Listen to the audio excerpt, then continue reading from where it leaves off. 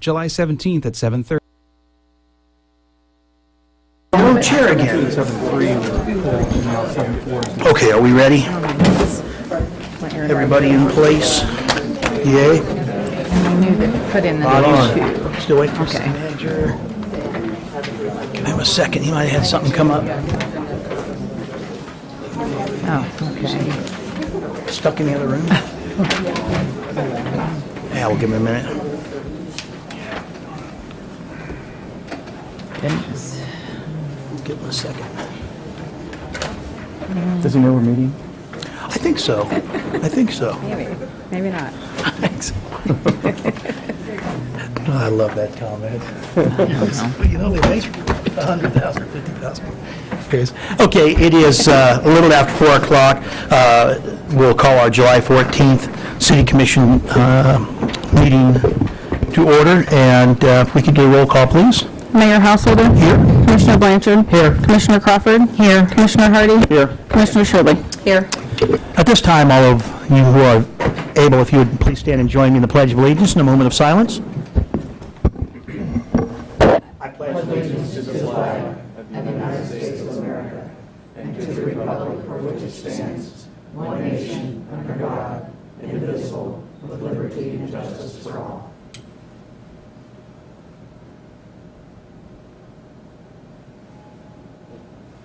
Thank you.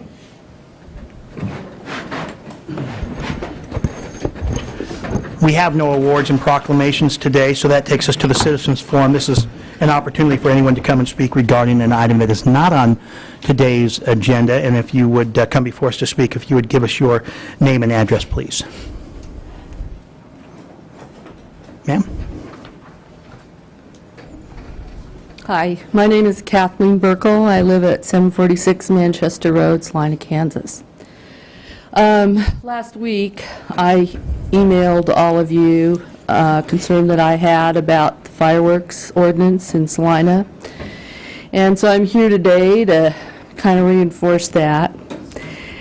And I thank you for the opportunity to present my views about the current ordinance on fireworks. First of all, I want to say that I'm not against shooting off fireworks and celebrating the 4th of July. But I feel the situation in Salina is getting out of control. The size and the power of the fireworks allowed is not good for the city of Salina. The fallout from fireworks was all over my yard and my neighbors that required pickup, and that doesn't account for what was on my roof left for the wind to blow off. Some pieces were of hard plastic that, if not found, would cause lawnmowers some problems. I shouldn't have to be responsible for the cleanup of others. Fun. My neighborhood was bombarded not just for 3 to 4 hours on the 4th, but also for 2 to 3 hours on the 3rd with fireworks that were disturbing not only to my peace, but also frightening to my dogs. It was difficult not to get them outside to eliminate. I got out early in the afternoon, around 5 o'clock, because I knew what was going to happen later on. And I didn't get them out again until 1:45 in the morning. The minute I took them out, another big firework, went off, which was at that time against city code or ordinance.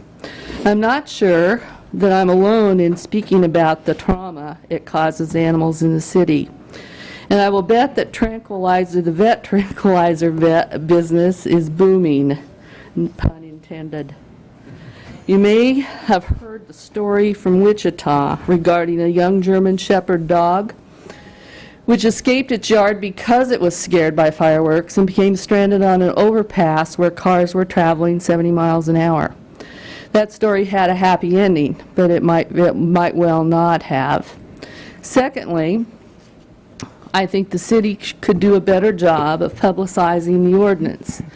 The first year it was adhered to very nicely and advertised well. But since then, citizens are taking liberty to shoot fireworks off outside the time and date limits that were set by the ordinance. Thirdly, I think we are losing a sense of community, or so it seems. When everybody is doing their own celebration, we lose some of the effect of why we celebrate in the first place. When individuals can buy fireworks that are almost as powerful as the cities for Skyfire, I wonder why we are still doing it. Fourthly, beyond the noise pollution, there's also air pollution. Detonation of firework releases toxic chemicals into the air. I recently read a study, a Chinese study, which allowed pollution levels in Beijing to rise 5 times the normal rates during a festival with fireworks exploding around their city. Granted, we are not Beijing, thank goodness. But if you were outside over the 4th of July, I am sure the air pollution was apparent to you as well. At this point, I'm certain we will not ban fireworks completely, nor am I asking for that. But I think there can be a better balance between the desires for those who wish to celebrate and the desires of those who have other needs. I hope the Commission will consider establishing tighter limits on the size and power of fireworks that can be purchased by individuals and maybe the number of days that they are able to shoot them off. Leave the huge displays to professionals in the city. And I also hope the days and times during which fireworks can be exploded are widely publicized, and if necessary, fines imposed on those who break the law. Thank you for your consideration on this matter. And since I mentioned the Wichita case, that just fell out. I'll send both of them around. I thought, well, maybe I should contact our city animal shelter. And so Vanessa Cowie sent this to me today in an email that shows you what kind of, there's the cap. It was found, and I had 3. They were in my yard too, so I know what you mean, yes. See how hard they are. And just caused somebody some issues. Yeah. This is from the city. I got it up there.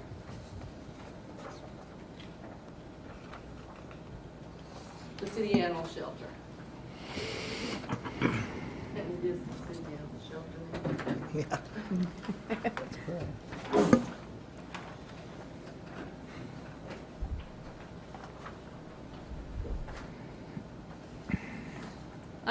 If I'm going to point out anything, it would be that the average daily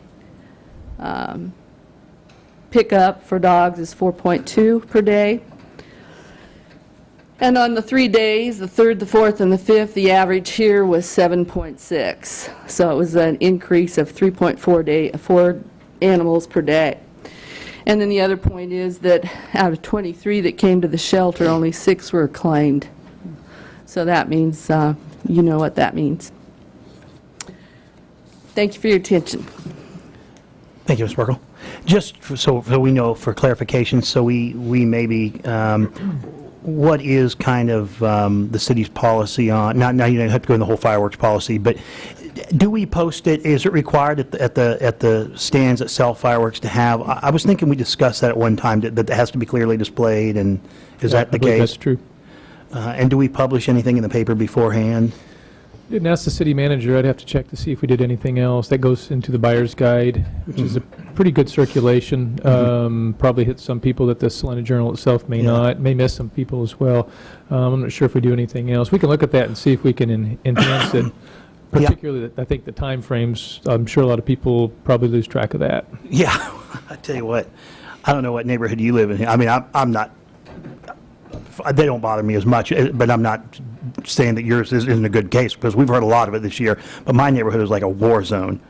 I mean, so was ours. We lived down the block from each other, and it was ridiculous this year. Impressive. Oh my gosh! I played a party, and when we were driving our vehicle out of it, the streets The sales must have been great this year because it was massive. So I I don't know if this totally year was agree. maybe just a little bit more than before, than other years, but it was, I've never noticed it until this year. It just, Yeah. it was a lot this A year. lot of sales. And the Really. other question Wow. is that I have is that, and I was going to bring this up under other business because I totally agree. I'd like to know how many, the police chief to just check, see how many complaints there were made. Were there any fires? I haven't heard about that from the fire department. There was one on Shalimar. Yeah. And, you know, I mean, were there calls made to that? Did we put on extra people Patrols, yeah, on the anything. street department to clean up all the messes all over town? And I think we all should enjoy celebrating, but I've also thought about the military members in our community that suffer from PTSD. They must have felt like they were back in Iraq, and I just like to see us check into it. Yeah, Yeah. Because it was constant. yeah. Yeah, We can get that. One of the things that we said we would do when the commissioners first adopted the sale of or the sale and use of fireworks in town is to track that information. So I'll see what we have. I will say the thought of limiting is a little bit difficult because sometimes they come in packages. It is. And what that will put us in is basically having to check very often, probably each sale tent, to make sure that something that's we've deemed to be not able to be sold in Salina that would be able to be sold under state law, which we could do, is not in a combined package. That's probably the most difficult part of that to deal with. And then the other would simply be going through all the numerous lists and trying to Right. figure out where the line is. But I think Ms. Burkle brings up a good point, and that is, you know, maybe just as long as we're, you know, trying to do a good job of at least, I think if we could limit the hour, or, you know, people were at least following, that would be a big improvement probably over what you saw before. I mean, there are definitely things we could do that are already within our boundaries, just making sure that people are aware, making sure we're getting the information out as much as we can and trying to keep the Yeah, and one thing. 1:45 in the morning is probably a little disturbing. One thing we need to remind people of, too, is that the law does say that you're responsible. I mean, you're supposed to keep it on your site. Well, we know with certain types of fireworks that's virtually impossible, but then we can then address that with you if it goes onto someone else's site. The problem is that from a staffing perspective, a resource perspective, and the other thing is unless you're going to be outside all the time watching, you don't even necessarily know where some of that comes from, that debris, but you do know if there's debris in your yard that someone's fireworks went off site onto your site. You're going to have to cite everybody. Right, yeah. So Yeah. Well, part of there, it- there part of should it be is some having them- control some way over. I just thought this year was really bad, and you know, I don't have any problem with people. If people feel more patriotic exploding fireworks, that's good. I mean, I don't have a problem with it, but I just think there should be some way to monitor that. And it's not just animals; it's people that are being. And I do worry about some of the military people in our community that have just come back from the war zone. They must feel like they're still in the war zone. So I'd just like to see the fire department, police department, at least check and follow up on that. and what typically is the data that follow up, that review or whatever? Usually what we'll look at any injuries, and we'll work with the hospital to try to get an idea of the type of injuries that come out of this, because that's one of the most important things. We'll also look at any nuisance calls, whether they're noise or trash or anything like that, and then certainly fire calls and EMS type calls to get an idea how we fared versus prior years and typically. Okay. Well, after we do that and that's done, can we get a review of that? So Sure, we'll provide a Ms. report to you. Burkle and others that may have concerns about that will know what the outcome of that is. Yeah, Okay. I was surprised to see Skyfire type aerials going off 2 houses down from me. Yes, and landing on your roof. And those Yeah. have a wide shower of whatever. And somehow I was thinking, man, we allow that. Yeah. Well, I appreciate all the people that bought those, so I did not have to. So Yeah. No kidding. that was kind of nice. Wichita has a limit of 6 feet high.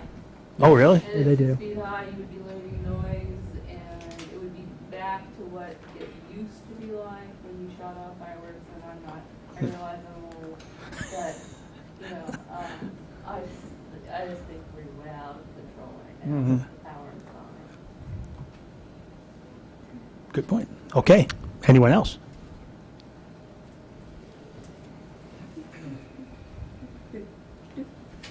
Judy Larson, 715 North 9th Street. I saw the exploding type of fancy, big fireworks. I live on 7th and Grand, and they were 2 blocks from my house. This is a little nuts. What's worse than that is that they scared my cat. You just don't scare my cat. And Greta, her eyes were like saucers. She's an indoor cat. She's strictly an indoor cat, but she was scared.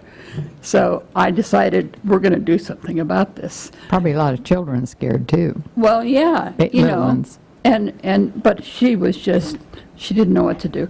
But I went to my friend's house, who lives at Clark and Walnut, and there were 3 grown men, we're talking like 40 years old, and I pulled up to the curb by my friend's house, and they told me not to park there because that's where they were blowing off their firecrackers.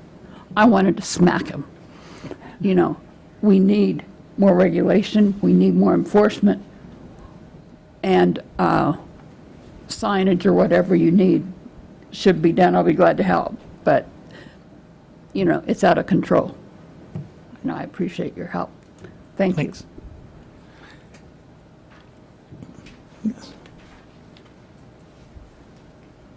Hi there, Melissa Hodges with Salina Downtown. I just wanted to take this moment very quickly to invite you, make sure that you knew you were invited to the Welcome to the Neighborhood party for Save-A-Lot grocery stores that we're going to be having this Friday from 5 to 7 in the parking lot of the new Save-A-Lot store at 505 East Iron, and hope you all can be there. We will have free hot dogs, soft drinks, snow cones, and T-shirts. So, No fireworks. That's good. You know. Thank you. Bit of groundbreaking. So maybe some Yeah. sludge. Right. There you go. Thank you, Melissa. Thank you.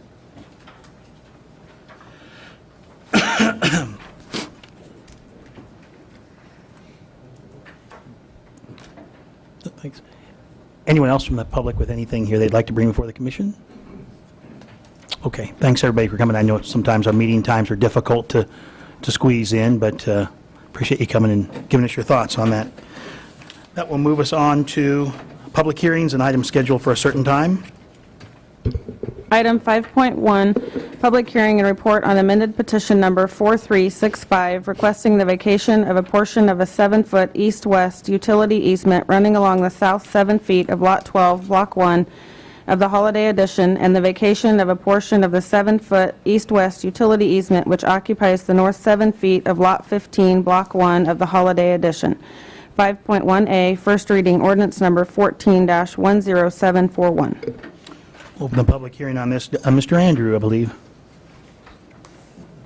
I think you're familiar with this area. You've seen it a few times in the past, but this is the corner of Holiday Street and Clark, southwest corner.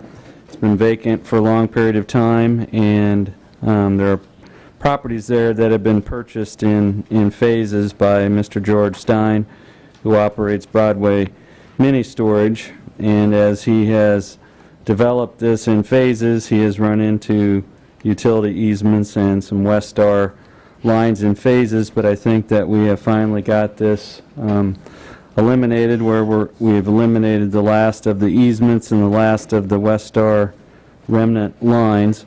And so this drawing here illustrates what has been vacated before, and we're down to this last piece here, and he was going to add on to a building and extend it across this lot line here, and that easement came in the way. So this ordinance and action that's before you today is to address that final piece.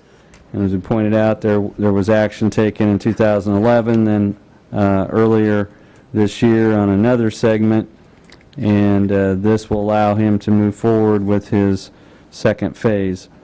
So this was continued by you at your meeting last Monday, and we now have full responses from all the utilities, and there are no conflicts remaining in this 14-foot strip of land. And so Our recommendation would be that because this easement no longer serves a public purpose, we would recommend that the attached vacation ordinance be approved on first reading. Second reading would be scheduled to occur next week, and then upon recording of that ordinance, all the remaining utility easement should be done away with. So with that, I'd be open to any questions about this action. Thank you. Any questions for staff on this issue? Thank you. Thank you, Mr. Andrew. Any public comment on this? Okay, seeing none, I'll bring it back to the Commission for possible action. Mr. Mayor, I move that we approve on first reading ordinance number 14-10741. Second. I have a motion and a second to approve ordinance number 14-10741. Any further discussion on this? Seeing none, all in favor? Aye. All opposed? That motion carries 5-0, and that moves us on to the consent agenda. Item 6.1, approve the minutes of July 7, 2014. Item 6.2, resolution number 14-7118, authorizing the confirmation of the release of industrial revenue bond leases involving property currently owned by CASA Industrial Controls, Inc., and authorizing the mayor's signature on the release of leases. Item 6.3, authorize amendment number 2 to the loan agreement between the Kansas Department of Health and Environment, acting on behalf of the state of Kansas and Salina, Kansas, for the purpose of financing improvements to the city's water distribution system. Is there any item on the consent agenda a commissioner would like removed or amended? If not, I'd entertain a motion. I move we approve the consent agenda as presented. Second. Motion and a second to approve the consent agenda as presented. All in favor? Aye. All opposed? That carries 5-0. That moves us on to administration. Item 7.1, authorize sale of general obligation internal improvement bonds Series 2014-A and temporary notes Series 2014-1. 7.1A, receive report on bids received. 7.1B, second reading ordinance number 14-10737, authorizing the issuance and delivery of Series 2014A. 7.1C, resolution number 14-7119, prescribing the form and details of and authorizing general obligation bonds. 7.1D, resolution number 14-7120, authorizing and directing the sale of temporary notes. Mr. Franz.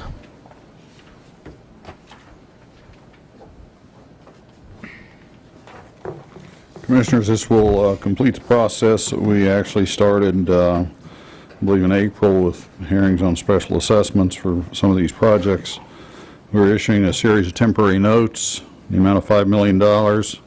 The purpose of which are to fund the next phase of Bicentennial Center improvements. There will likely be an additional issue within the next year to complete that project. We did open bids today on those temporary notes. You have a bid tab in front of you, I believe. The winning bidder was TD Securities, a net interest cost of 0.352798%, 0.35% for 1 year. At that time, those notes will probably be rolled into long-term financing. The bonds, Series 2014A, retire temporary note 2013-1, which was used to finance 9th and Cloud intersection improvements, as well as the downtown lighting improvements. In addition, these bonds will provide for construction of landfill cell number 19, landfill leachate pond, and public improvements in 2 residential subdivisions. Principal amount was projected to be $7,810,000. That has been modified slightly as a result of the bid results because there's a premium bid with the bonds, which will reduce the amount of bonds to be issued to $7,570,000. The winning bidder, the low bidder, was Piper Jaffray. with an interest cost of 2.714867%. There was a minor irregularity in the bid process this year. Bidders are required to submit a bid bond along with the bid. That bond was received from Piper Jeffrey. However, it was received a few minutes later than the actual opening of the bid. Bond counsel advises us, by the way, bond counsel is the Gina Riekoff, who's sitting here to my right, advises that that is an immaterial difference, that there is, as long as we have the bid bond in hand at the time the bid is awarded by the City Commission, that we are in fact not doing anything illegal or inappropriate. So we would recommend that we award that bid to Piper Jaffray. As normally the case, Moody's did once again rate this issue. They reaffirmed the AA3 rating we've had for the last several years, which I think is a good outcome. AA3 is still an investment grade rating, and I think that's apparent in the results of the issue. I think at this point I'd stand for any questions. We clearly need to conduct 3 actions to pass the ordinance and then pass both resolutions, each by separate motion. You need not take a separate issue on or a separate action on the award of the bids, as that is covered in the content of the ordinance. I would stand for questions. Any questions for staff? On the resolution 14-7119, on page I and page II, there are a lot of errors bookmarked not defined. Okay. I'm glad she's here. Gina Riekoff with Gilmore and Bell. The draft that was provided to the commission in advance of the sale was a preliminary draft. The final terms of the bonds, and the notes, because they came in at 2 o'clock this afternoon, have been completed, and the resolutions will be updated with the final versions. I apologize for the oversight in the table of contents. When I was making the final edits, I must not have hit the magic button to make the table of contents update, so I apologize for that oversight. I didn't know if this was a draft or the final version. That is what was included in the packet is the draft version prior to the sale, final terms of the sale. Just referring to the irregularity on the bid bond, or is that something that we would have to make a separate action to as well? Are we okay with? No, I don't believe so. We don't have to acknowledge that or anything. No. So. Is that something that was communicated to all of the bidders prior to the submission of bids? Yes, the requirement for the bid bond is part of the notice to bid. And the request is for it to be submitted along with the bid? Yes. But the requirement is that it does not have to be in our hands until the bid is awarded. But everybody knows that. Well, that was communicated ahead of time. Everybody should know that, yes. I suspect it was an oversight on the part of the bidder. Commissioners, just to throw a little bit into that, again, the statutory requirement is by the time you take action. Our local requirement is more stringent than that, just really for our handling sake more than anything else. Obviously, in this particular case, with the bidding of the bonds, the time frame is exceptionally tight. All this happens the same day, where typically we'll open a bid on a construction project or a piece of equipment on a Tuesday prior to your next Monday's commission, so there's a little more time to handle all that. So the thought on this is that it fully meets the statutory requirements. It's really, when we do ask for when we send out the solicitation, it's you reserve the right on immaterial type things to waive those if you should deem it's in the best interest of the organization to do that. So you certainly have that right to do that. And that's why we looked at sort of an opinion as to whether it was material or immaterial. And in this particular case, it's not whether you get a bid bond or not. That would be that would exclude them from consideration in this case. And even on a construction project or a major piece of equipment that could be much major, more material issue, much major type issue for you to deal with. But in this case, it's clearly just the timing and the day, and that's why we agree and feel it's fairly material. And it's probably in your best interest to take the most competitive bid based on that, but it's certainly up to you. Let's not turn this molehill into a mountain. No, I just know that in the past, when we've gone against what has kind of been in our policy or whatever, that we've formally said that we're going to waive that or whatever, and I just didn't know if this was one of those occasions when we might need to do that or not. Sure, and you're not precluded from that, and if you'd like to make sure that that's in the minutes, that's fine. I think there's no reason you couldn't do that. Well, it'll be in there now. Okay. Spelled correctly. No doubt. Okay, any other questions for staff? Nope. Okay, thank you, Mr. Franz. Any public comment on this? It's only $7.2 million. Okay. Bring it back to the commission for any further discussion and possible action. And again, we're going to do this in 3 separate actions. First one is a second reading, is that correct? So we'll do a roll on that. Yeah, Mr. Mayor, I move that we pass on second reading ordinance number 14-10737, authorizing the issuance and delivery of $7,810,000 principal amount of general obligation internal improvement bond series 2014-A. Second. Motion is second on second reading of ordinance number 14-10737. Any further discussion?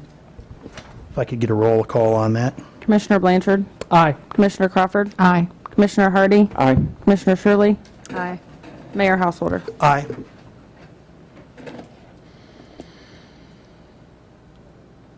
Motion carries 5-0. All opposed, none, no need. There's nobody opposing. So move on to the next one. Too busy reading ahead and not thinking. Not that that's not abnormal for me. Yeah. I move to pass resolution number 14-7119, prescribing the form and details of and authorizing delivery of $7,810,000 principal amount of general obligation internal improvement bonds, series 2014-A. Second. Motion is second to approve resolution number 14-7119. All in favor? Aye. All opposed? That motion carries 5-0. I move that we pass resolution number 14-7120, authorizing and directing the sale and delivery of $5 million principal amount of general obligation temporary notes, series 2014-1. Second. Motion is second to adopt resolution number 14-7120. All in favor? Aye. All opposed? That motion carries 5-0. Item 7.2, resolution number 14-7095, authorizing the mayor to execute a telecommunications provider right-of-way use agreement between the City of Salina and Kansas Fiber Network, LLC, to allow the installation of fiber optic cable and related facilities within the public rights-of-way in the City of Salina. Mr. Stack. Thank you, Mayor and Commissioners. This is a item for a new telecommunications provider, Kansas Fiber Network. They are authorized by the Kansas Corporation Commission to provide telecommunications services within the state of Kansas, and it's requested permission to install fiber in the right-of-way. Originally, we thought this would be a license agreement for a certain route.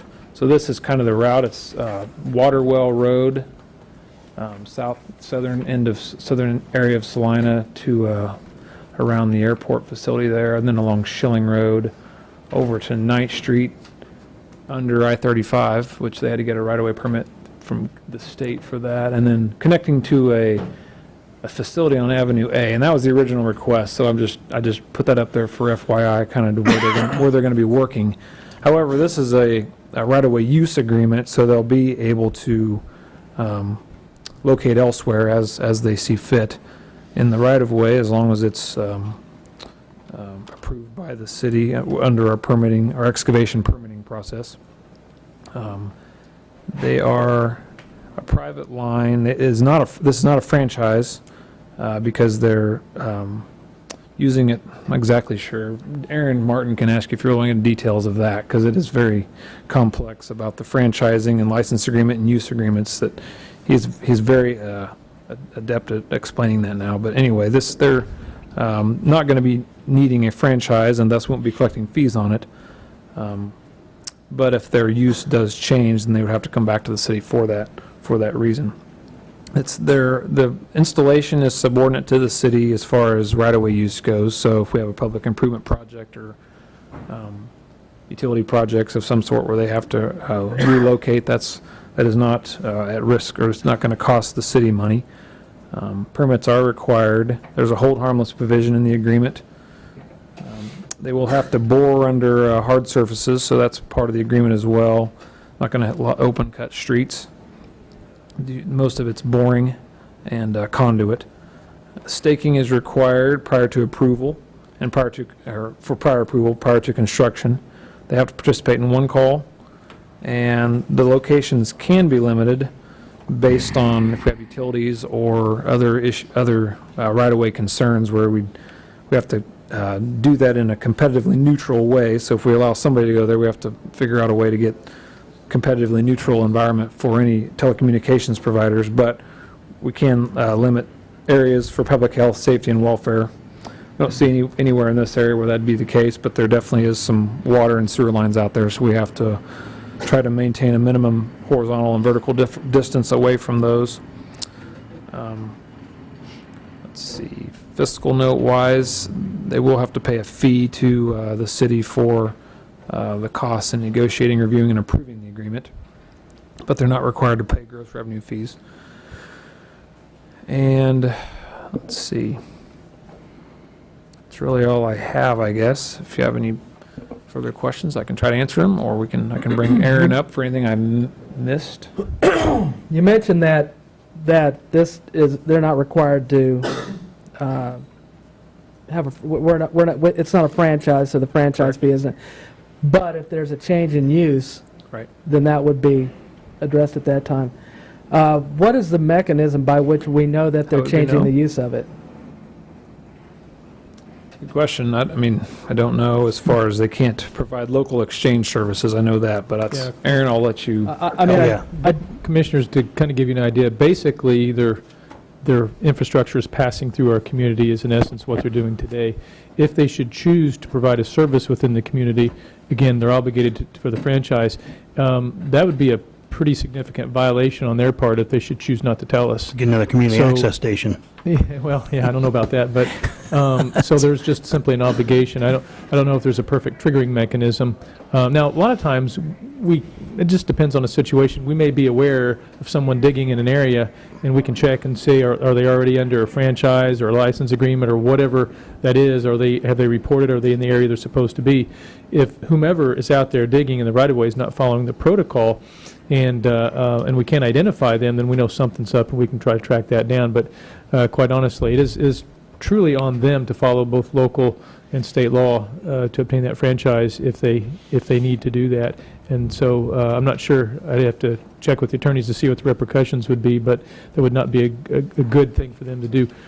What a community may typically see is a company gets out a little bit ahead and starts digging as they're coming to you, and we have to say, time out, stop. You have to stop till we get finished with the process. That's usually what you run into, but not necessarily just going in, trying to put it in and never be known or to serve. Okay. I guess sorry, go ahead, you first.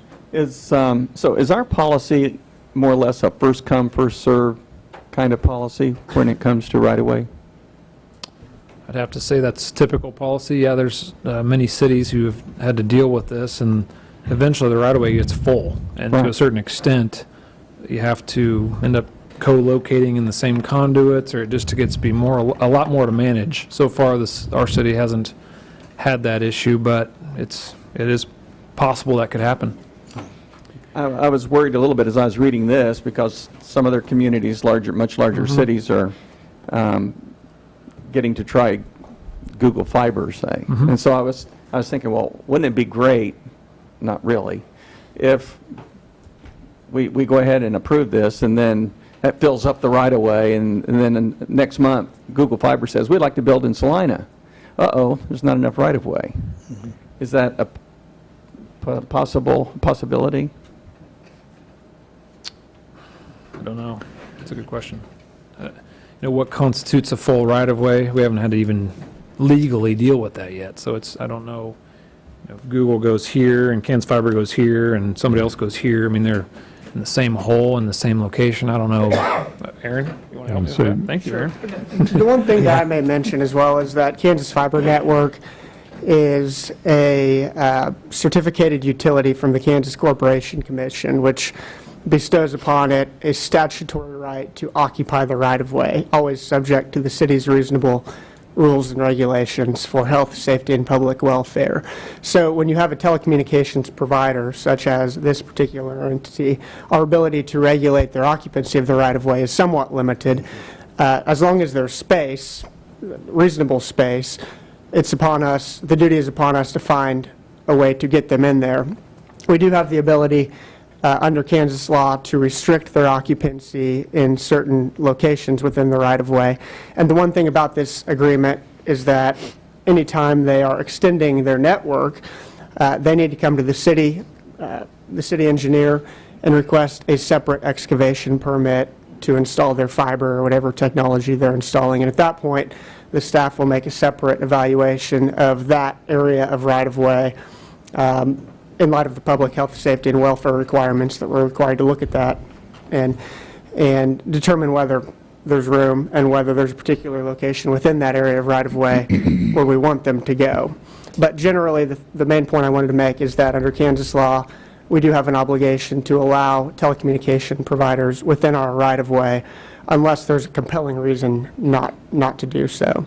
Aaron, specifically, too, with our role, in this case, we also are obligated to be non-exclusive and competitively neutral, aren't we? Correct, yes, and we must deal, as Mr. Gage mentioned, we must deal with all telecommunications providers in a competitively neutral manner. And at this point, this agreement would make Kansas Fiber subject to the same general right-of-way rules and regulations that all other telecommunications providers are subject to.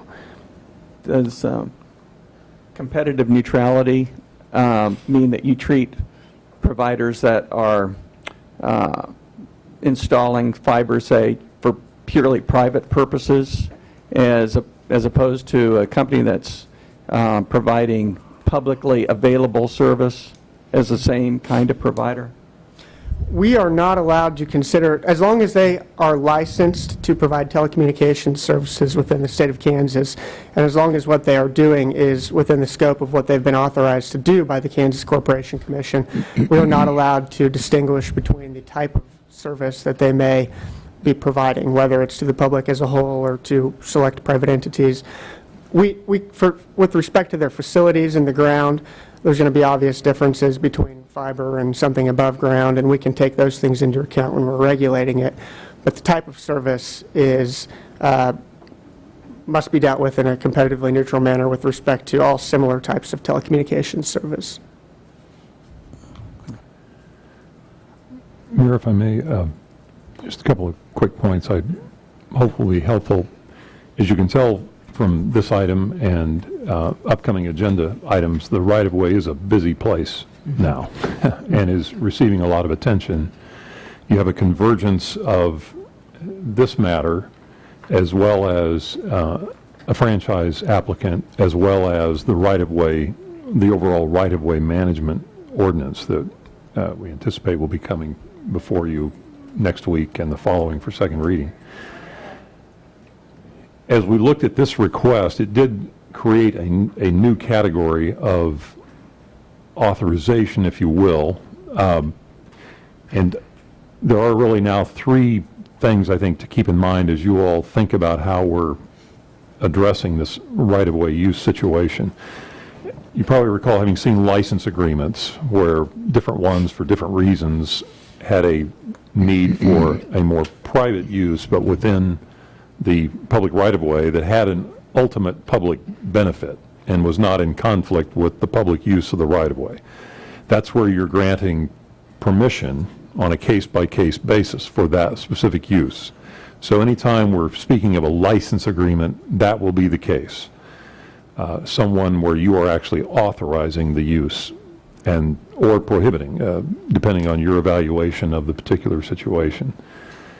Here, as Mr. Martin has explained, we are dealing with a situation where it's a matter of right of access to the right-of-way, but not a situation where the activity is subject to a franchise fee. So a franchise is not the means of addressing the matter. That's frankly what prompted us to create this new category of document where we're dealing with that situation where they are in the right-of-way as a matter of right, but not subject to franchise or franchise fees. So I mention that because next week you'll see a franchise, because we have someone who's utilizing the right-of-way as a matter of right, as Mr. Martin explained, but they are engaging in activity subject to franchise and franchise fees, and we would expect them to begin that reporting and payment process. So I think this picture will become a little more complete next week, and these were sequenced intentionally in a way that that overall right-of-way management ordinance, as well as that upcoming franchise ordinance, were converging together for you. This happened to come in, and it's it's helpful, I think, that this was dealt with in the way that it was, and in fact, the applicant for the right-of-way for the franchise has been provided with and the opportunity to review this document that you're looking at now, so that they can see how we are trying to manage to all of those who are in the right-of-way as a matter of right, although they're in somewhat different circumstances because some are subject to franchise and franchise fees and others are not. So. Clear as mud. And as Mr. Stack said, much of this is about boring. And that's what I was just going to. Almost comment. He meant physical boring, and you all can decide the rest. We mean the other kind of boring. Mr. Stack, my only thoughts or questions. I wasn't able to kind of follow what you were saying with the yellow and red lines were up here. Is this just a general map, and those happen to be on there? Are they trying to show us where fiber is going, or?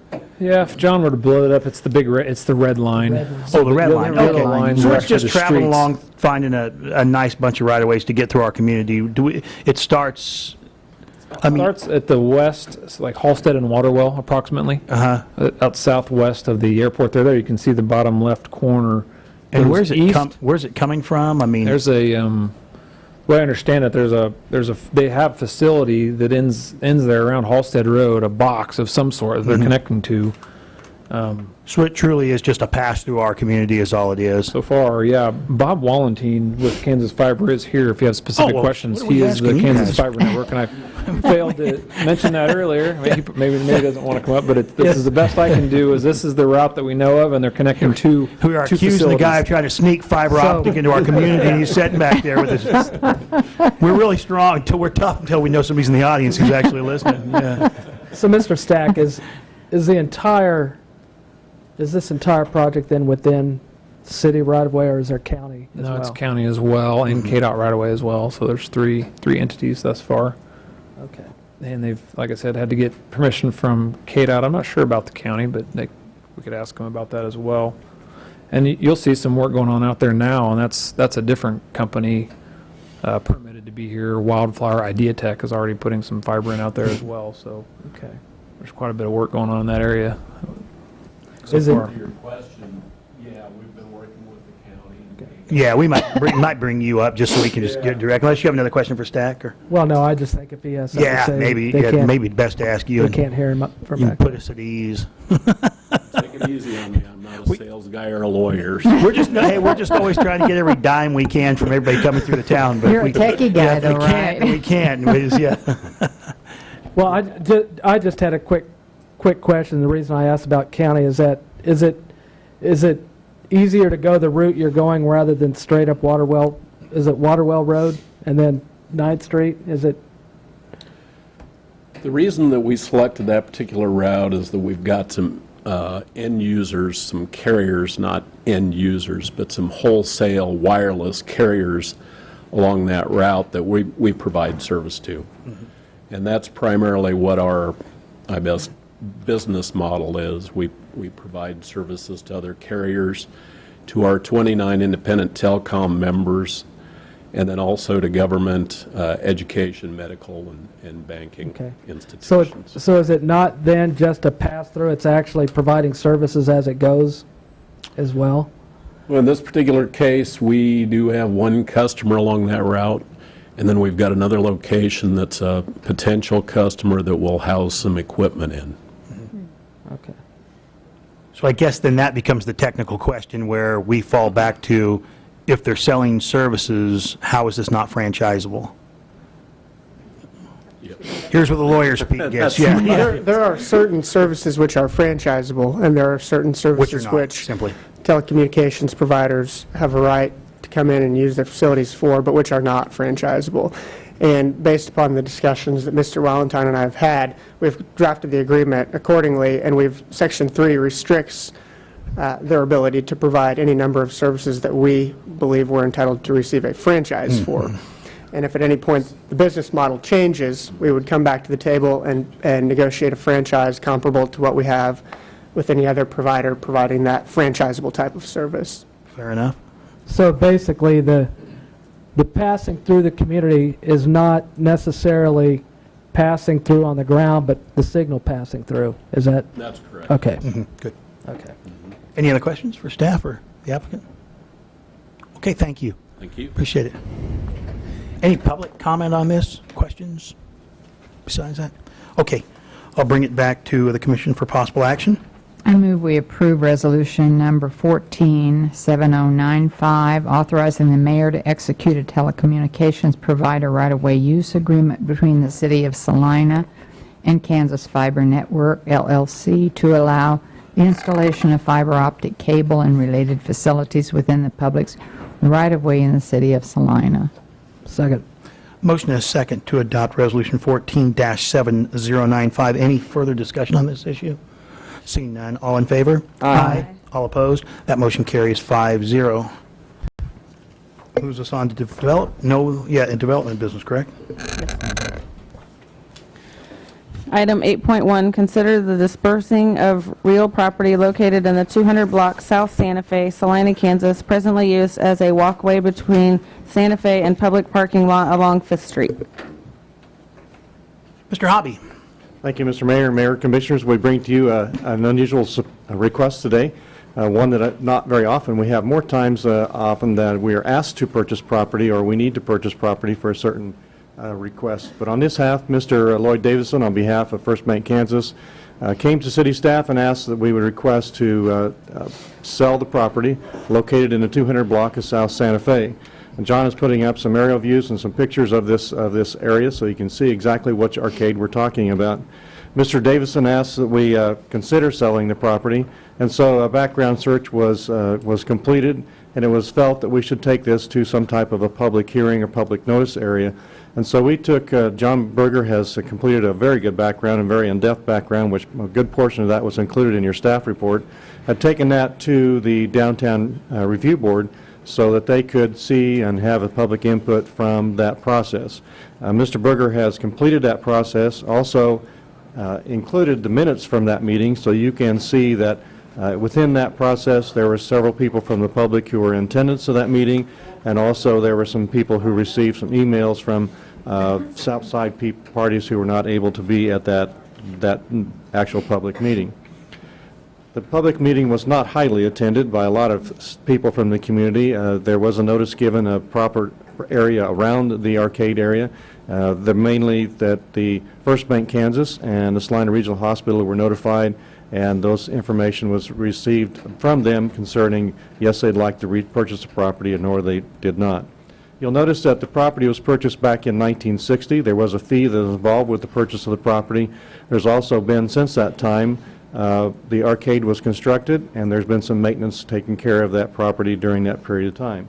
This is the main access between a parking lot on 5th Street and Santa Fe area, and there is used on a limited basis. According to the neighbors in the region, there's very limited use, and so that was one of the reasons why Mr. Davison brought the request to us to consider that dispersal.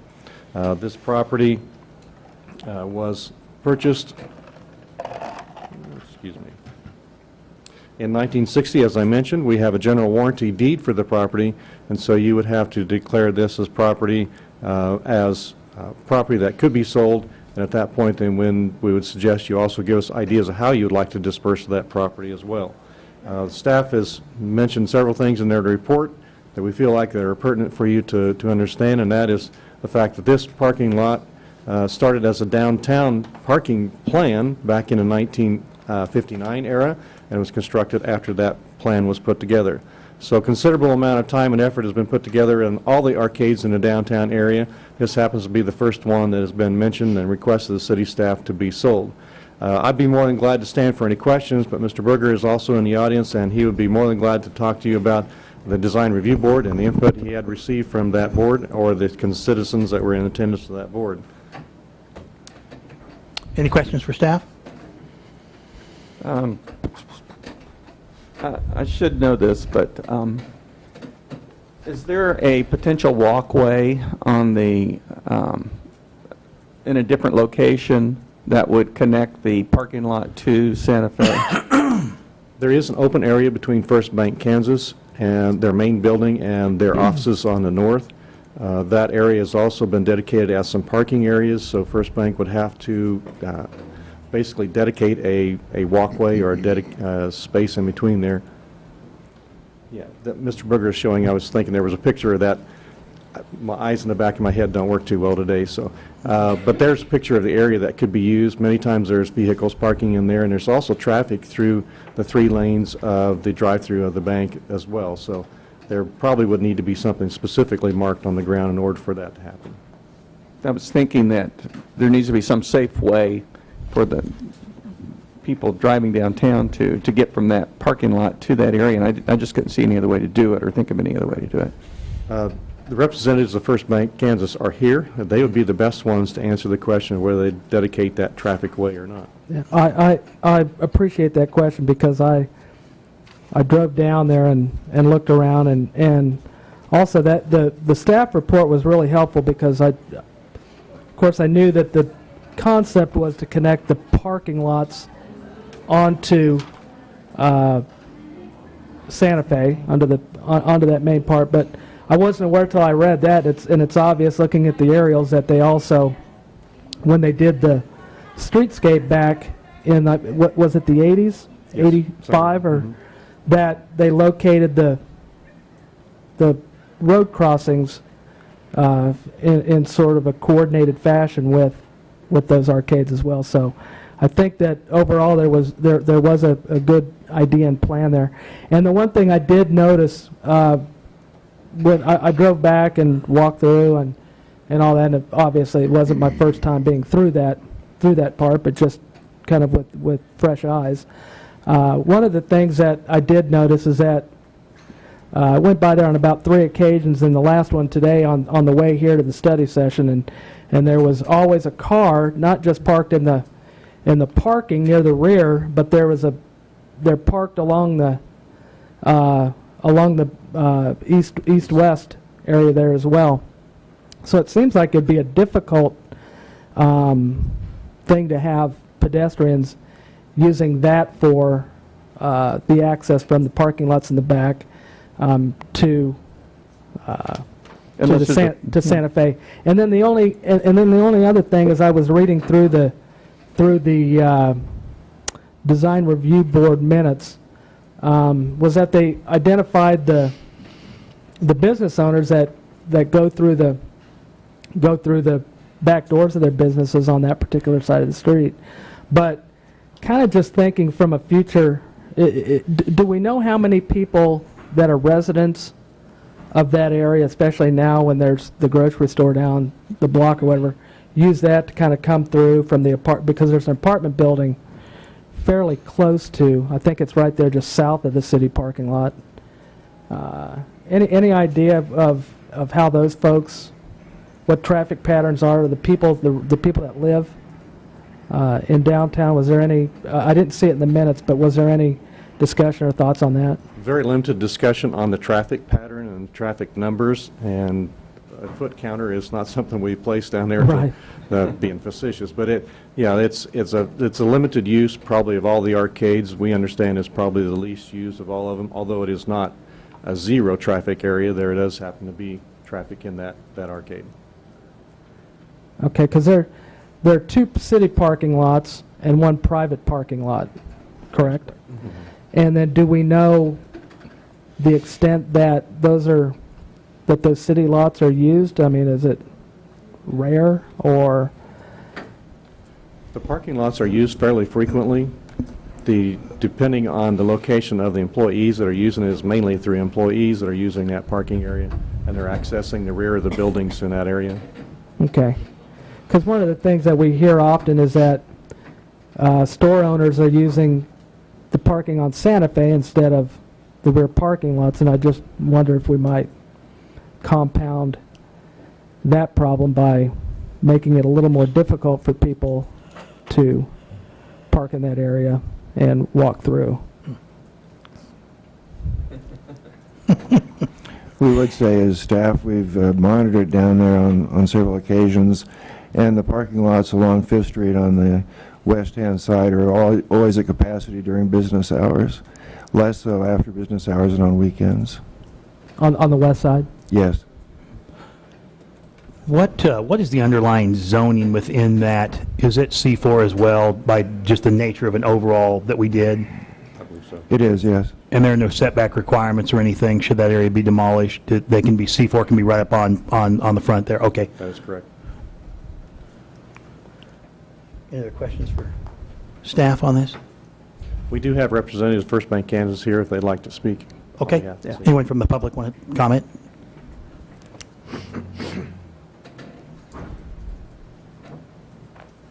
Mayor House Solar and Commission, Kent Buer with First Bank Kansas. Just a couple comments. Don Vansel's a friend of the bank, a friend of mine. He owned that building before First Bank Kansas bought it. And I actually talked to Don last week and said, what's the history on that? And he said, well, when I owned the building just to the south of the arcade or tunnel, he said at the one time somebody from the city approached him and said, hey, would you just take that over? Because it's dirty, it's not beautiful. And at the time, Don really didn't have use for it, and he just declined because he's just something else he had to maintain. And he did go clean it and maintain it.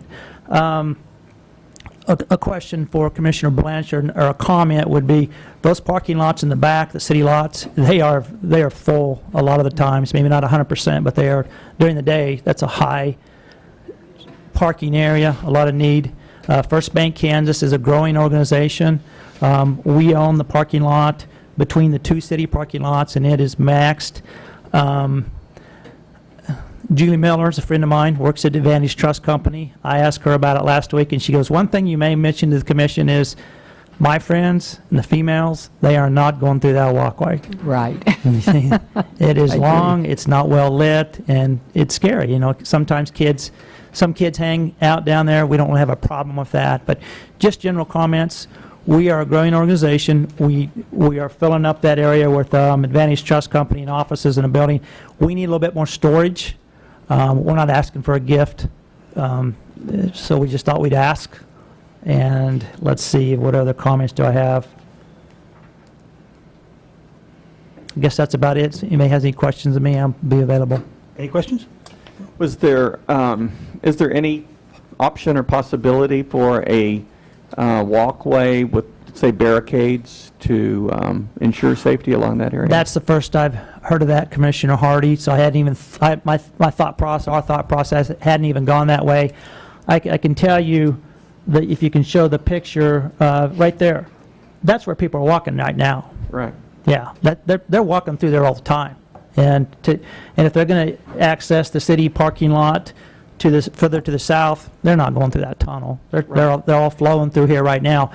I would think to put barricades or a walkway, I mean, that wouldn't be ideal for us. That wouldn't be our first. I mean, because you do have a lot of traffic coming through there. It's just going to take up more parking room from our standpoint, and it's going to crowd things. You can almost see the awning. You can see the shadow of the awning We have a lot of trucks coming through there, and probably every 5 years, a big truck's going to catches the top of that awning because they have to swing wide and go close to the building there on the right, and that would be an issue. So my first gut instinct is no, we don't really want to take away from where the traffic can flow through there, but we'd have to think about it. So you haven't thought about the pedestrian traffic then, going from the parking lot to the street? It's working right now. That's my comment. Yeah. Well, but they're competing with cars right now, that's all. But they're going to continue to compete with cars, whether you leave that walkway there or do something with it, because they're not using the walkway. Any questions? Okay, thank you. Got a follow-up question from staff on just a comment that was made about public safety. Do we have any records of any, do we have a number of problems with that? Or even, I think it's even on a broader question with other arcades, the other two, on any of these. Have we experienced problems over the past on that? Because I think from a safety standpoint, I think in a liability standpoint, it's much safer to walk in an area where you don't have a conflict with traffic than you do with traffic. I understand if it's dark, I know that part of the staff report said that there are recessed lights in there, and I know from walking that, yeah, I can see the lights in there. And then from walking that probably about 6 or 8 months ago with Mayor Householder and Melissa Hodges, we walked a lot of these areas down there. You know, we identified that it probably could use a little maintenance and a little upkeep and everything, but we remarked at that time that that was sort of the connection between that back area and Santa Fe, and also the comments that it would be, the one thing that would be nice if it were identified as to parking, or on the backside there is the sign that says, I believe, to Santa Fe, but I think that they are boring and unattractive right now. I think that you know, the whole goal is to increase, make downtown Salina more vibrant and more active and have more people coming down there and everything else.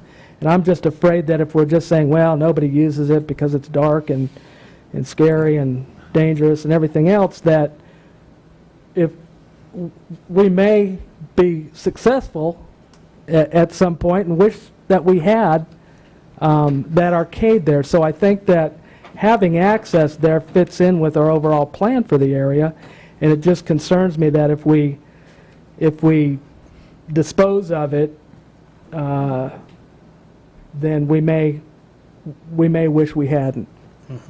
So that's my only concern on that, and I agree it's unattractive, but I think there are other remedies to unattractive rather than dispose of it, when hopefully it's something that we will need. Sure.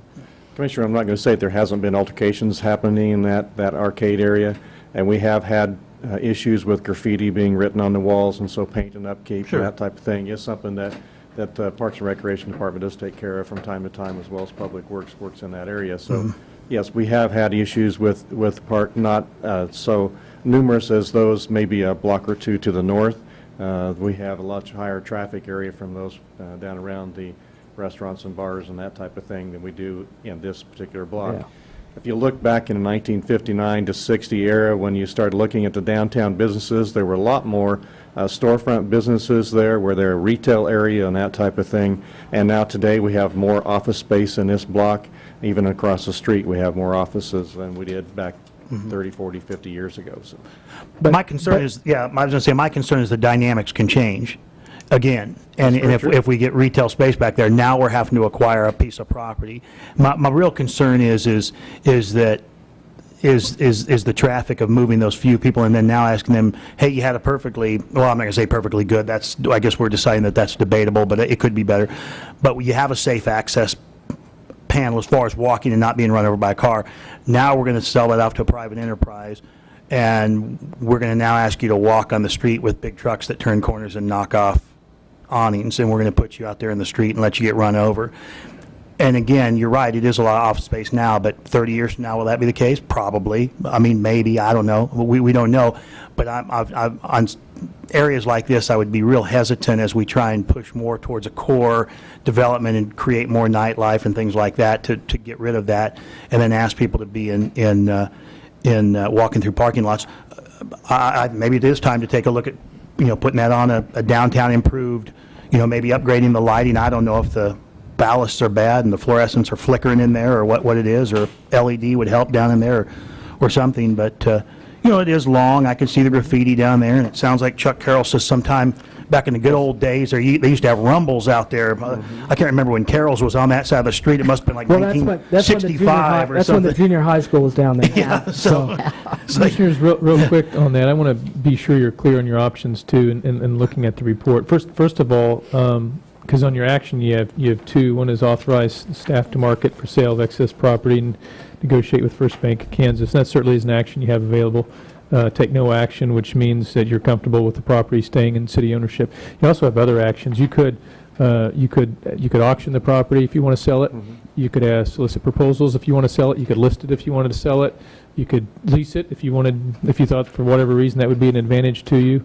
So you have all those options, and because it is fee simple title, there is no vacation action. You simply could just choose any of those options, and you wouldn't have to. It's not a vacation action, just to be clear with that. So you have all those options. That's if you should choose you want to do something other than what we're doing today and keeping it as a city-owned property.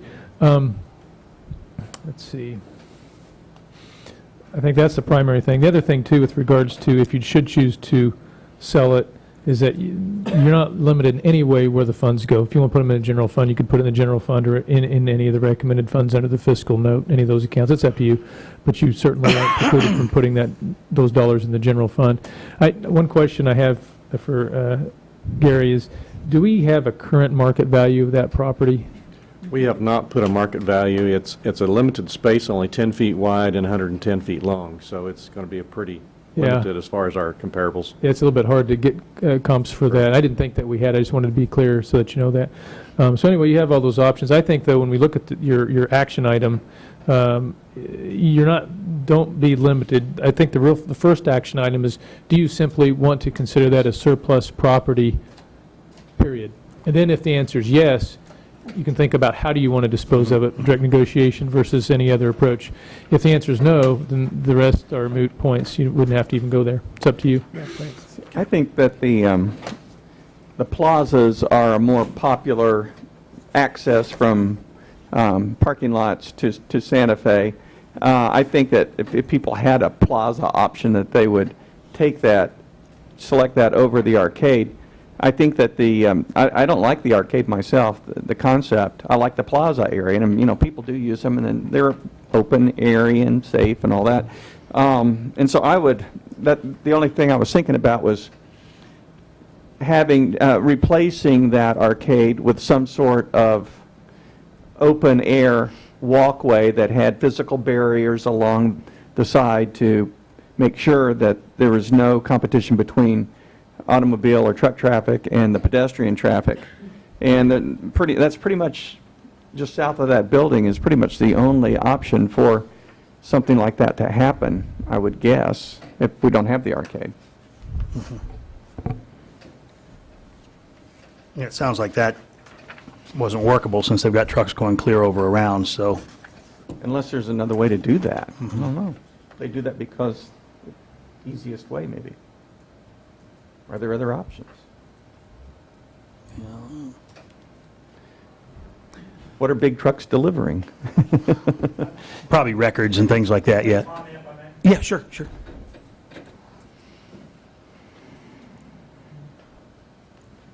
Since Commissioner Hardy brought that up, I thought more about that. We are a growing organization. We want to stay in downtown Salina. At some time, we may be building, and if we have a walkway right in the middle of the property we own, how are you going to build around that? And so we also want you to know, we respect whatever decision you made. It's not a big deal to us, and we're sure not looking for any handouts. But that's why the walkway options, it's just off the table. Thank you. Thanks.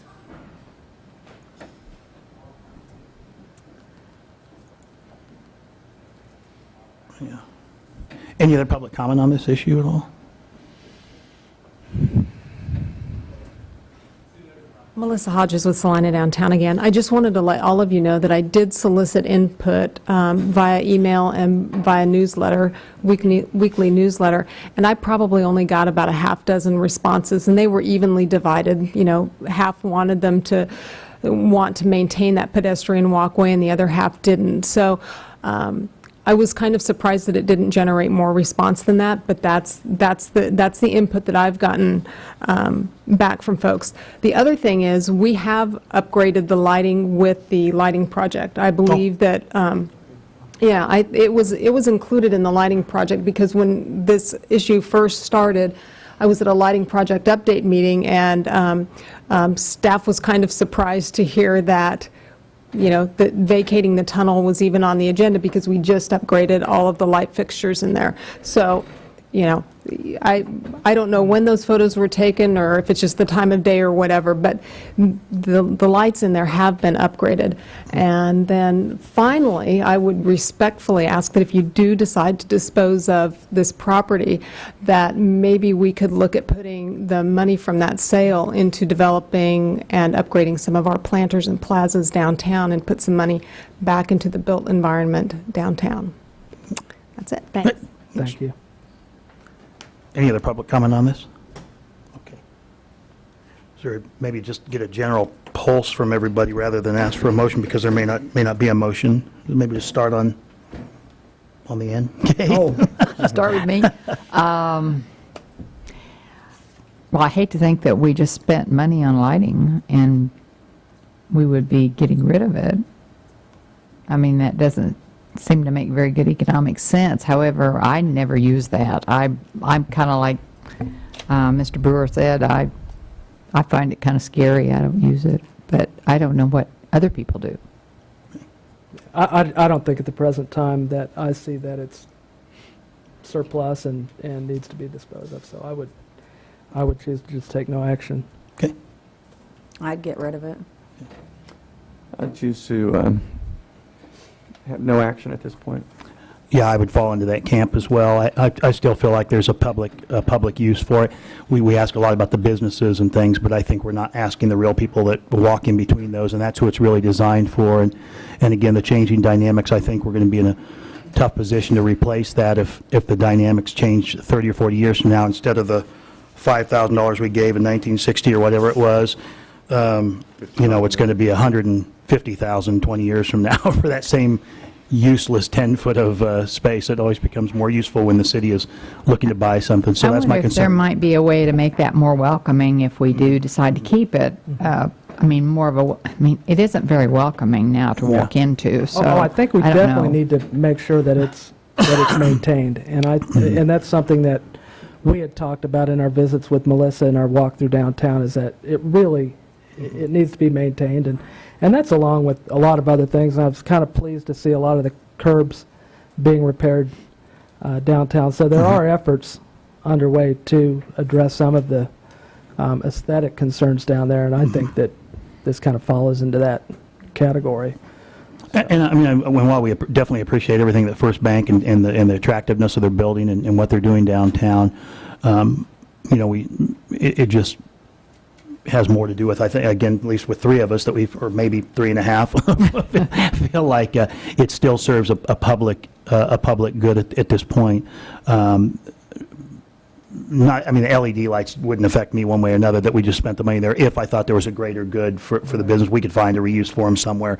But I just still feel like it does have that need, and of course hope that First Bank builds a new big building right where the other one was, but or it builds the second story or something down there. We definitely want you down there, and like I said, appreciate the good work that they've done with maintaining their buildings and keeping it clean and attractive down there. Well, while we're on this, though, because I read in the packet here that First Bank, and maybe Kent, you can speak to this. Were you looking at some of the other possible locations downtown, or was there something with Bank of America or some other? There's been no discussion on that I know of. Okay. Commissioners, you might want to, just because Mr. Buer was in the crowd and you asked a question and the public heard you ask it, but they wouldn't hear that, you might want to restate his answer. Okay, if you yeah, could. I'll just state that Mr. Buer had answered that there was no information on that. On that, yeah, okay. Thank you. Commissioners, based on the general discussion, and you're a bit split, I could guess where you're going, but given that, I would say you probably want to present for a motion, because it is an action item on your agenda.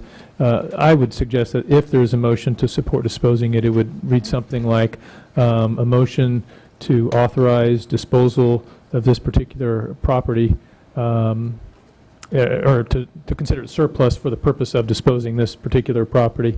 And if that motion passes, then certainly we can talk about other approaches, actions, whether it's direct negotiation or so forth. If it fails, certainly then where we're at. Or if there is no motion, if you raises there a motion, there is no motion, certainly we'd stay where we're at. But that would be the motion. If there is one, that I would suggest is just hit the first question of declaring it surplus for purpose of disposal, leave it at that, and then see where that goes.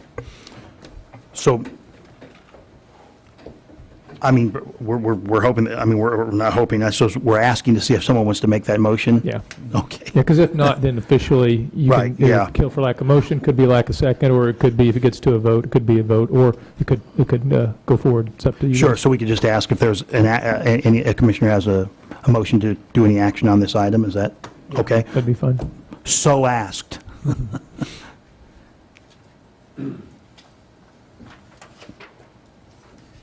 Okay. There you go. Fails for lack of motion. Okay. Thank you. Sir. Thank you.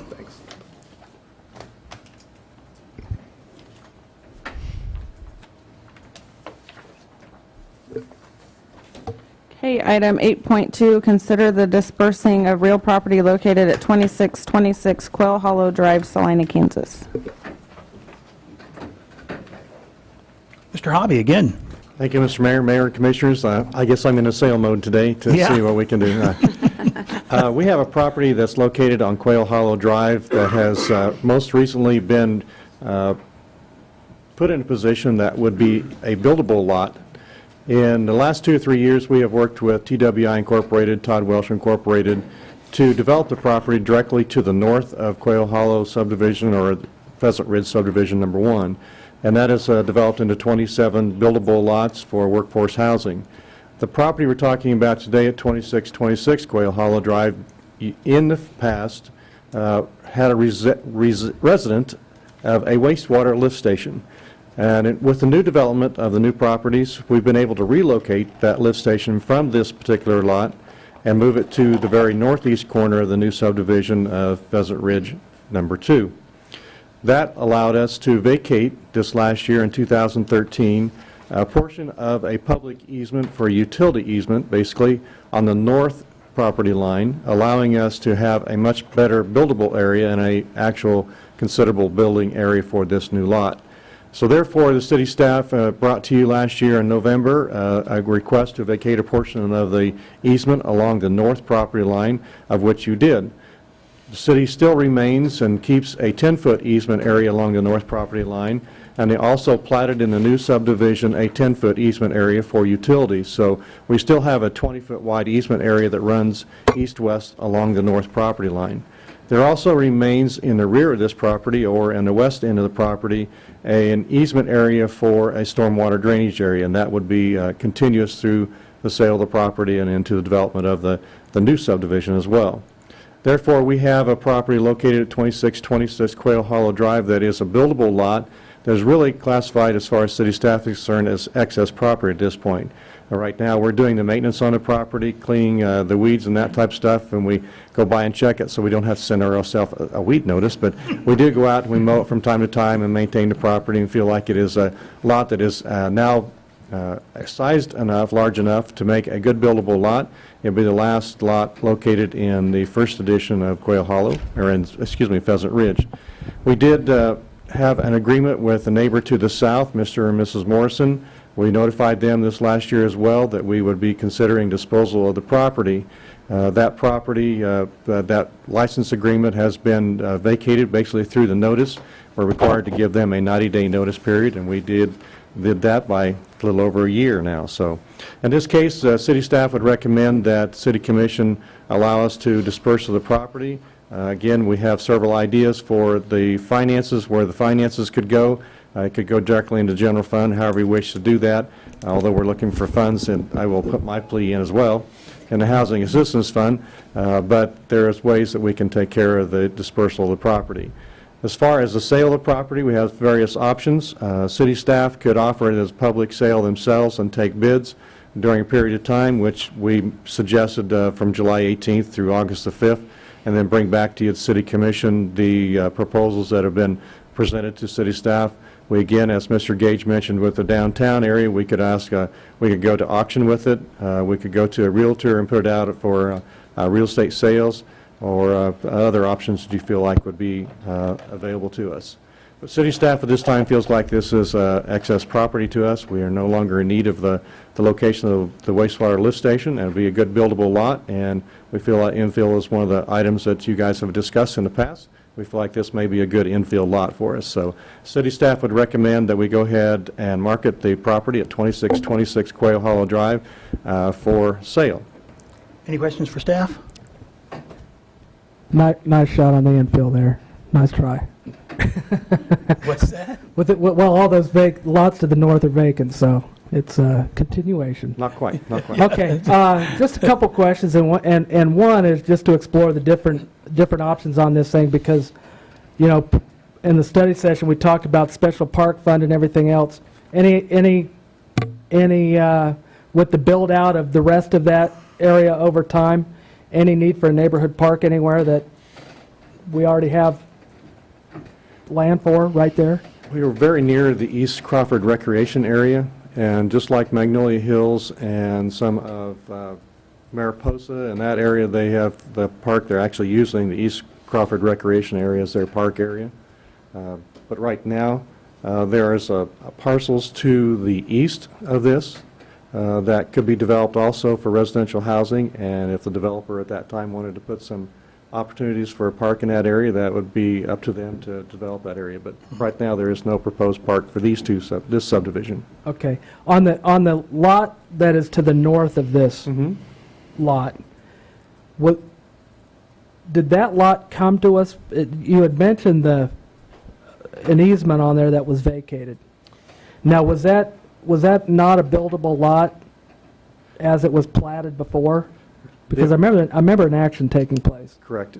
It happened over a period of time. The property just to the north of this subdivision that's existing has been replatted, and there was a dedicated 10-feet easement, not a vacated easement, on the new property, and it was platted when Mr. Welch did the platting for the workforce housing subdivision. But the effect of that replat was that they gained one additional building lot, correct?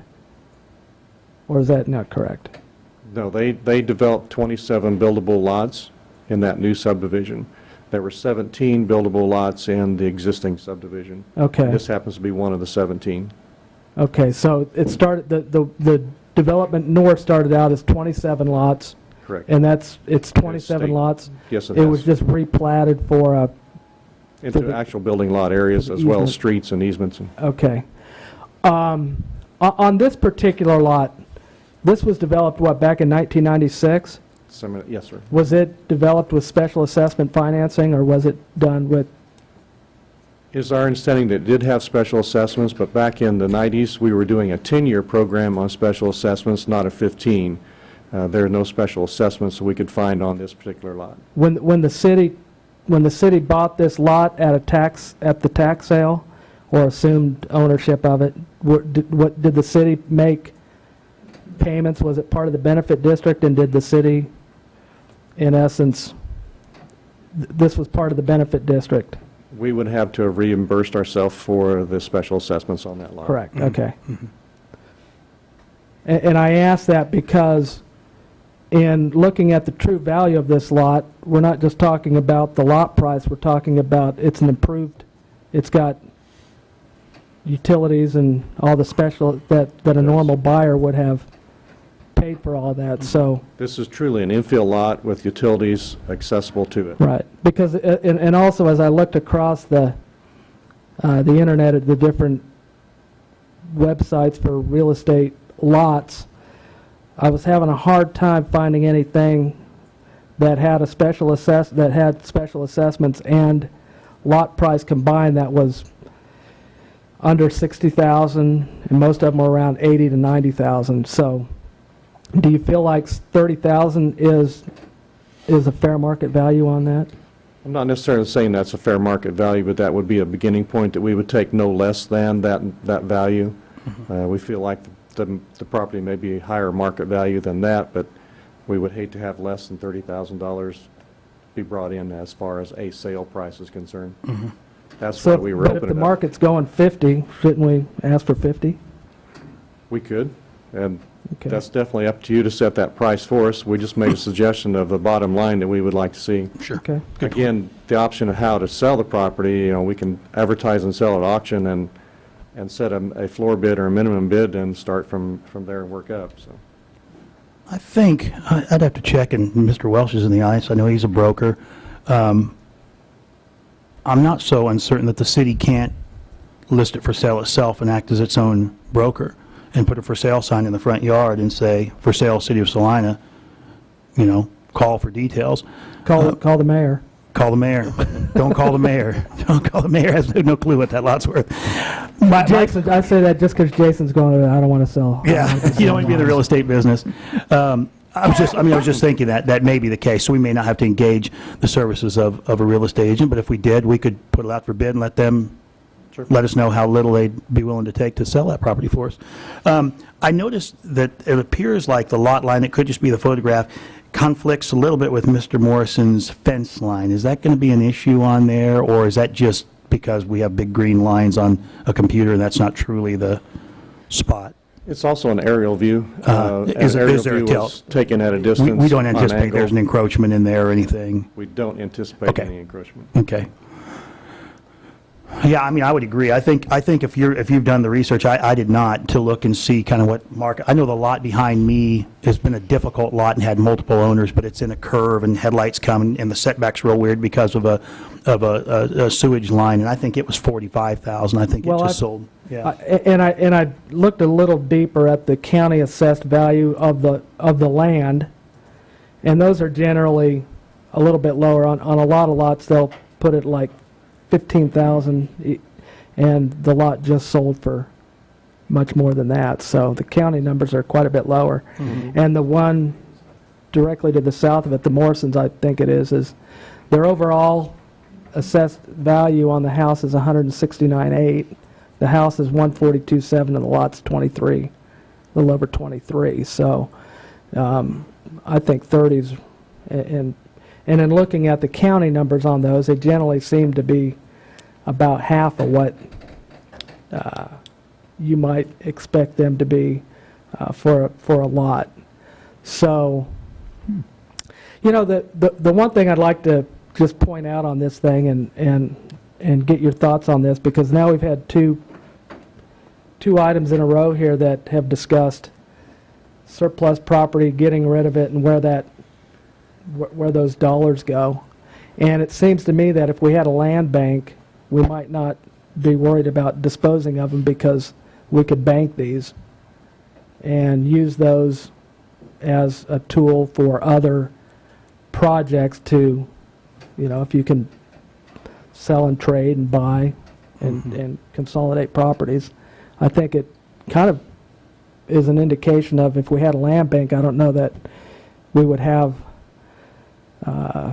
sort of a need or desire to dispose of this at, until we were actually ready for a real project. So. But the land bank doesn't mow grass. That's true. Yes, it would. Actually, they do. Yeah, you would. So we would send the land bank notices if it did not mow grass. But I don't disagree that we could put this for sale if if the thought said, it's not good for parkland, it's not good for anything else. But I would tend to say, we hear about how these land values the market value of a lot ought to be, figured with the special assessment and the land prices together. And when we had study sessions on special assessments, that kind of came in, well, that's why the lot prices are what they are. And it just seems to me that if we just turn around and disregard the fact that this thing, the taxpayers over the 10 years that lot sat there paid for the special assessments on it, it'd be nice to get full going price for that property. So is there any reason that if this thing sits on the market for 90 days or 180 days? No, there is no reason to do an immediate sale tomorrow type issue. We'd be more than glad to take a period of time to market the property. We know there are some developers out there who will be willing to purchase property and start building as an infill project. So. Yeah, I was going to say, it seems to me that there's kind of a shortage of just available, not sort of spoken for specific builder That thing won't lots. last 5 minutes for 30,000. Yeah. Exactly, and the goal is to set a floor or a base price and have the proposals come in to us, and you can accept or reject any and all the proposals that are brought to you. So we can then negotiate with the highest bidder at that point if we want to do that. But we want to set a floor or a minimum price that we'd take for the lot. Seems reasonable.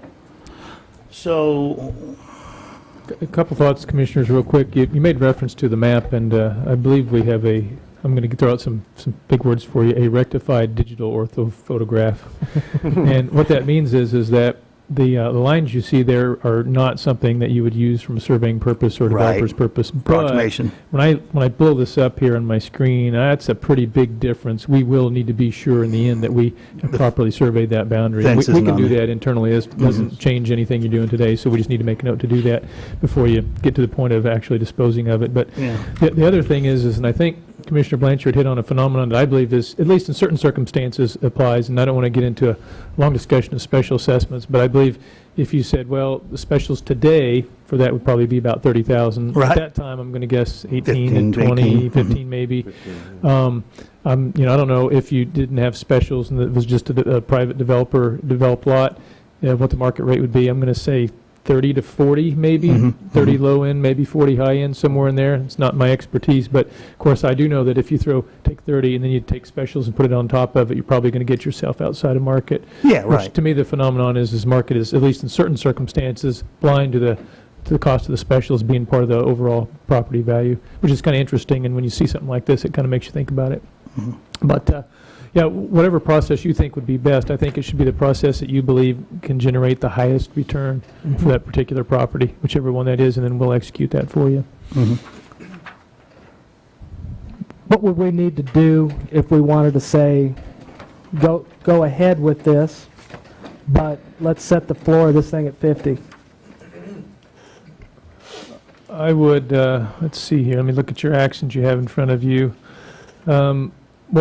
And you have flexibility here, but what the main question for you is to basically determine that it's excess property, surplus property for purposes of dispersal. So that would be one action, and you could do that and combine and say, I want make a motion to declare the parcel of property as surplus property for purposes of disposal or dispersal, and utilize.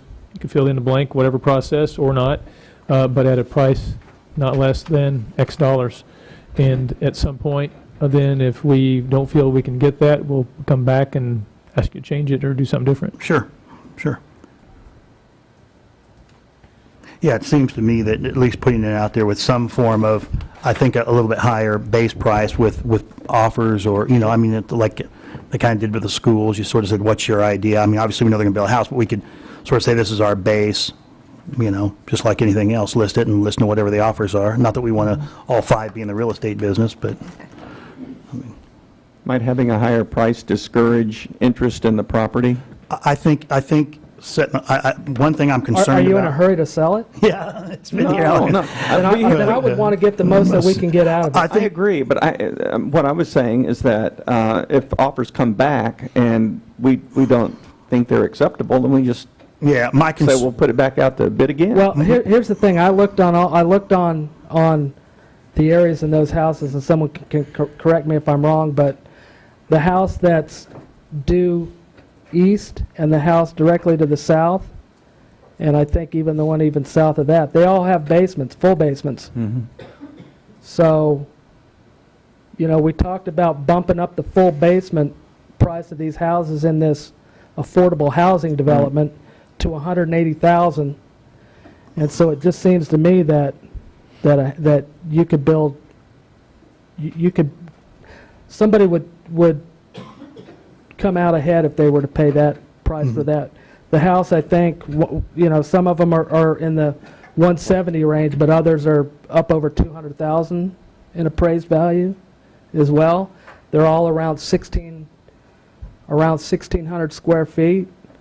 So the character of the houses that are right in there are quite a bit more value-wise than the ones that are in the affordable housing portion of that. So it looks like a bigger lot, and it's a bigger lot than most of them as well. Yeah.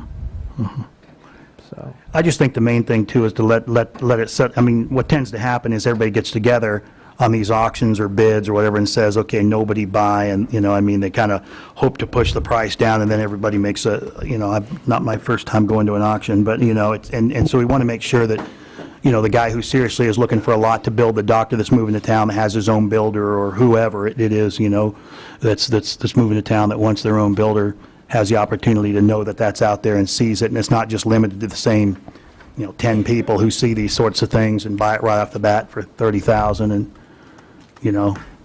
I think we definitely want to make sure that the market has an opportunity to see it and everybody knows it's there. And if 45,000 is too high, then we'll know. If it's too low, we'll know that too, because it could be a bid type process where.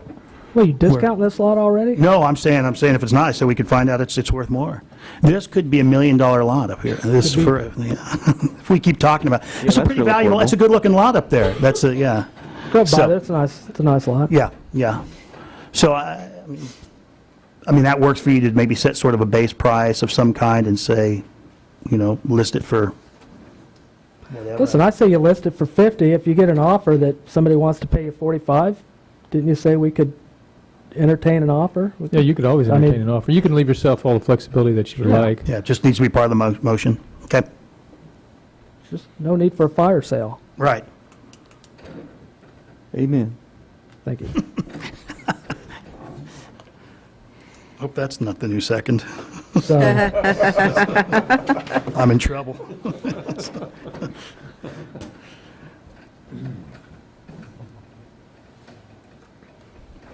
Okay, any more questions for staff? If not, I'd entertain a motion on.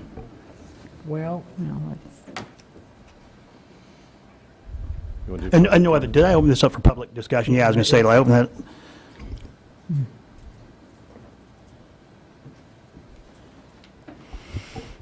Todd Wells, 221 South Morse Drive. The only thing I come to is I do own the property to the north of that. I would ask that somebody from Parks and Rec, or however this would be, or I would do it myself with my own skidster, but that is pretty much elevated to the next one, and that definitely has to be filled in. If you're going to wait 5 or 6 years to sell this, then you're going to need to fill that in a little bit. Yeah. I think we'll find a realtor that can sell this in under 6 years. So, well, I just think you said no fire sale. But I agree with your point that there is quite a bit of elevation change. Now, does that, because there is the house built, the 2 houses built on the north the 2 lots north of there.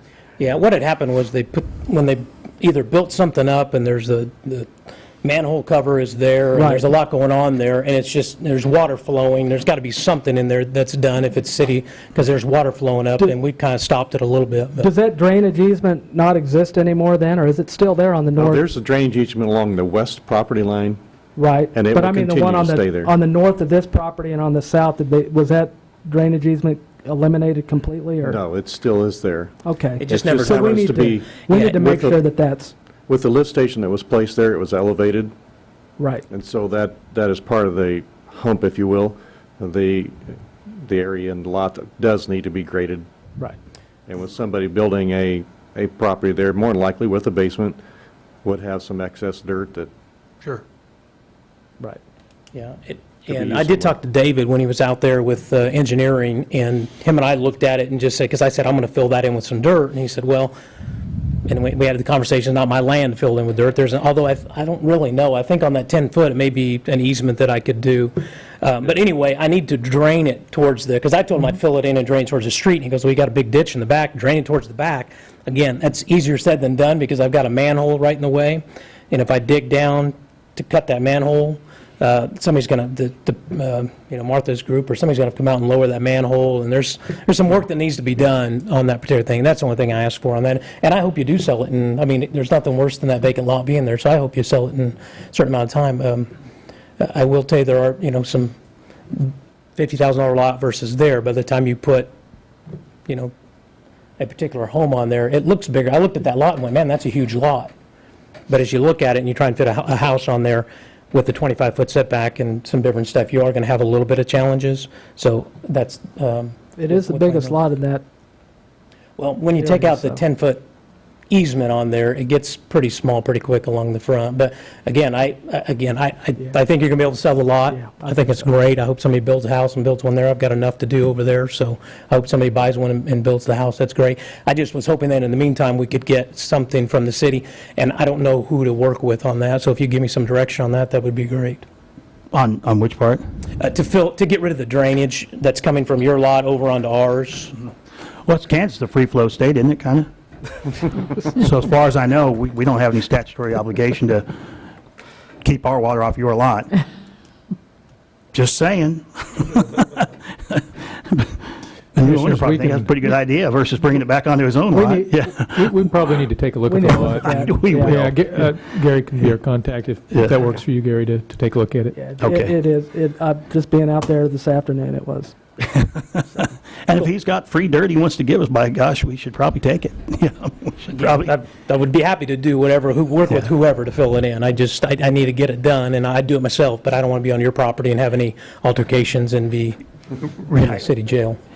Is there a way we can facilitate that for Mr. Welsh? I mean, we or can make that happen. sure. Yeah, I mean, it seems like he's offering to help any way he can. Yeah. Let's take his help. Yeah. Perfect. Okay. Great. Thank you. Great. Thanks. Thanks. Okay. Oh. Any other public comment on that? Nobody? Yeah. Okay. So a little help here. So if we were to make a motion that basically said that we recognize this property as surplus and available for disposal at a minimum asking price of $50,000. Would I need any more or less to that motion? Process in which you'd like for us to dispose of it. Right. Yeah, if you'd like for us to actually market to sell the property, we can do that. We'll look at various avenues to get that out. Can you give us what you think, from a staff perspective, what would be the most efficient way to make the... That's a good question. That's not what we do. I don't know. I mean, it's one of those things you can ask me a question, I can figure out an answer. I don't know if it'll be a good answer. Do we have a broker that we use or a series of them that come up on a spinning lottery?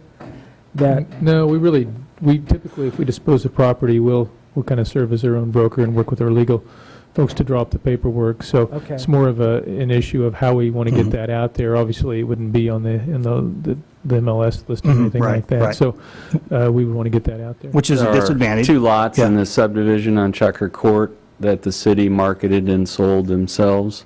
Okay.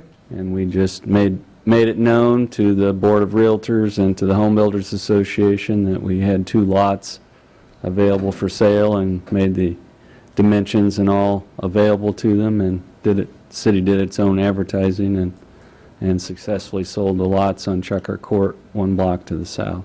Great. Thank you, Mr. Andrew. Thanks. Okay.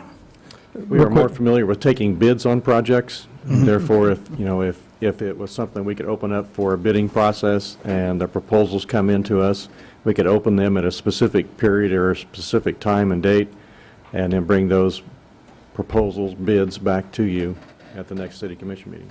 Now, is that more work than if you don't get any bids or you don't get any qualified bids, then If you it's don't get any wasted bids, time? there will be nothing to bring back to you. But, okay. Well, there's a lot of ways you could do this. Again, you could, in that case, you're going to put a deadline. Right. And you're going to say, please give us your cost proposal by this date. It can be any time between now and then. And you can turn it in if you want. At this point, we're saying we won't consider anything less than 50,000. You could change your mind, but if you do, and I'm the one who chose not to participate because you told me that and I'm playing by the rules, and then you go, someone gives you a proposal for 40 and you take it, I'm not going to be happy with you. I'm just going to tell you that. No, that's why I kind of favor list it for 50, and the first guy that comes and offers you 50 or an acceptable offer. negotiates or whatever. We could, in essence, list it, like you say, for and only accept proposals at this time, 50 and above. Yeah. And if we don't have any proposals within 90 days or something, we'll report back, and you can decide if you want to try it longer or do something different. Yeah. Does that work? Okay. Yeah. Seems reasonable. Yeah. So let me state this. I'll use some of your language, and then someone can see if they want to just do a so moved. So it would be a motion to declare the property as surplus and available for dispersal at a minimum price of $50,000, marketing the lot for sale internally, and report back if there's no interest in the lot within 90 days to the City Commission. Or Yeah. report back to the City Commission within 90 days if there's no interest. So moved.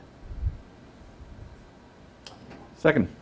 Motion and a second to declare the property at, looking for a street address here. 2626. 2620. Yeah, 20, am I looking at the wrong page here? Quail. Yeah, 2626 Quail Meadow. I'm sorry, is that correct? Quail Hollow. Quail Hollow? Okay. And ask staff to list the property at, did I get this correct, 50,000 and put it on the market for 90 days to solicit? Well, or at least report back if we haven't had any interest in 90 days, and you could choose if you want to leave it on the market or not. And Mr. Hinkson does have a thought that you might want to consider as part of Okay. that. I just raised the question Because about, thoughts are usually good on these issues, yeah. well, as you take offers, as you would be familiar, the question came to mind just whether you wanted to be sure to have some sort of earnest deposit that would be presumably forfeited if, for whatever reason, the person proposing was unable to complete the purchase. That's obviously a discretionary Yeah. aspect. I mean, it'd be up to the person who made the motion, I suppose, at this point, correct? Is that typically what we have done? I think Mr. Gage made Well, that I motion. started to ask Mr. Andrew if he remembered whether exactly need to how we restate structured this those prior motion. sales. Put this motion on pause. Well, someone can second the motion, we can amend it. Yeah, we We can just amend it, yeah. reported back to the commission that we had received offers for X amount for the two lots on Checker Court, and the city commission voted on whether or not to accept the offers. And having accepted them, then Mr. Bankston worked up a real estate contract based on those dollar amounts. Yeah, I was going to say, since we've got the second out there and maybe just discussing ways to modify that, it seems to me that way was the kind of the best way. You sort of put it out there at a price, and I get where maybe where Mr. Gage was coming from to a degree. I think you put it out there for a price, and you basically solicit offers. And I think that's where Commissioner or Vice Mayor Blanchard was going initially. Was nothing says it has to be the 50. You know, maybe it's 55, maybe it's 45. I think you just put it out there for sale, and if the offers come in and something seems reasonable, I think it could be brought to us. I don't think there's going to be 1,000 offers. Maybe there's 10 that come in, or 5, or whatever it is, and I think we just look at it and sort of decide at that point. And is that similar to kind of how you dispersed of the last ones? Did you have a set price initially that was on them, or you just sort of said it's for sale, make an offer? case of Eastgate, where we basically had the entire subdivision, we put together a brochure, and we had listed minimum prices for each of the lots. In the case of the two lots on Checker Court, we just said these lots are available and we are accepting offers on them, and brought those offers to the city commission to decide. Okay. And then once the offers were accepted, then a real estate contract was entered into. Okay. If we go with that, commissioners, we probably would want to have a little more hard and fast 90-day period. In other words, you could list it and say, as long as someone offers 50 or more, that's the first one, we'll sell it. That's one way of doing it. It's just typically like a traditional residential listing in town where you don't have enough interest, where you might create a competitive process. You don't see that as much here with residences as you might in other places. Or in that case, like you say, to ask for the proposals within that time frame, not knowing that you might get 50, 55, 57, or none. You just don't know. Right. That at least gives you the flexibility to consider multiple offers within a time frame. And so that fits within the original motion. Okay. If I may, I'm sorry, just to be absolutely sure, are we anticipating a model where during that period of time we are taking what I would think of more as bids and not just offers? When an offer would generally assume that there's a set price, first one in with an offer for that set price buys it. Well, but I don't think we're required to sell at that price. Just because it's offered at 50 doesn't mean we have to take the 50. It could be 55 and we But I think he's talking about an offer versus a bid. Yeah, are we inviting? Which would mean if you want an offer, you want earnest money. Yeah, A bid would be- when I was speaking of earnest money, I assumed we had somebody coming in and presenting an offer saying, you offered it for sale for $50,000, I'm buying it for $50,000. And do we want to have then that assurance that they perform and that we don't have it off the market, so to speak, for the period of time that would require? Right. If we're instead saying that we are soliciting bids with a minimum price of 50, then that's a little different scenario. It's obviously whichever you prefer, but just so we're all on the same page. Yeah, and just to ask Mr. Hobby, I think with the exception of the dollar amount that you guys had you had just set at 30, that's the process you guys were looking at, if I'm correct, right? Yes, we would accept offers or proposals for the purchase of the property by a developer, contractor, whoever, or an individual with a minimum price of $30,000. Doesn't mean that they could not offer more than $30,000.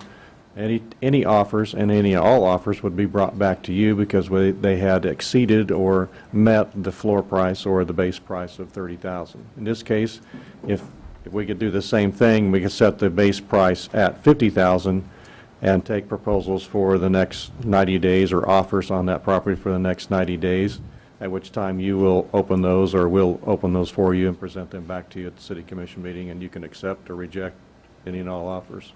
It seems to me that's the way we ought to go. Yeah, that's a concept that you're talking about. And so I probably, to call it what it is you would be accepting not offers, because that's a little bit different. Bids. Right. Yeah. Okay. And that's That was your initial language. That's the process based on what we've done in the past. Right. Okay, good, yeah. And a floor price of $50,000. Right. Perfectly fine. And so I think that probably addresses that. Would that be? Yeah, as long as we're clear Okay, and yeah. everybody's of the same mind. That's Okay. And 90 days is a timeline. Yeah. Correct. Okay.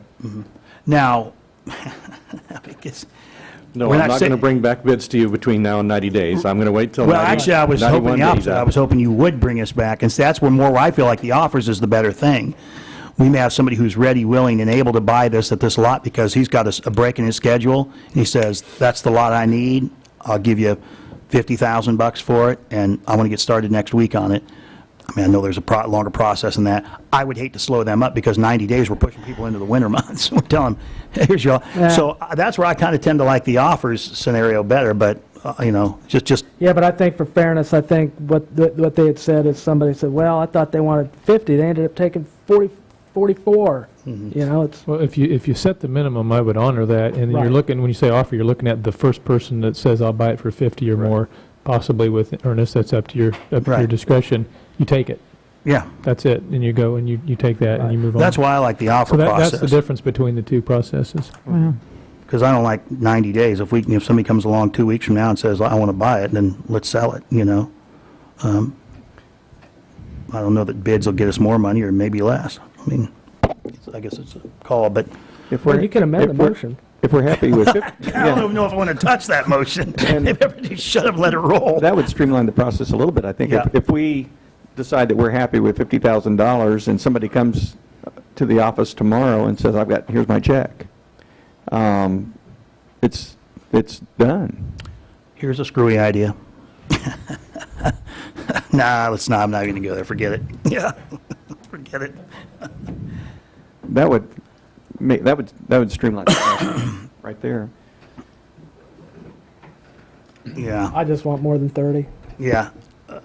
So in the current motion, it is a 90-day bid process for the lot at 50,000. This declared disposed of law. Is that what you sort of?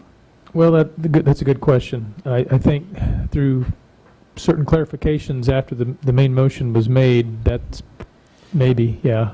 Well, I think I'd have to have the motion Maybe we better reread ask back for a to me, but I'm not clarification sure- on the I'm not original. sure Would I'm going to have- put Shandy on the spot with that one because she may have the same question. Yeah. I don't know. Shandy, do you have a motion at this point based on the conversation interpretation of the what was indicated?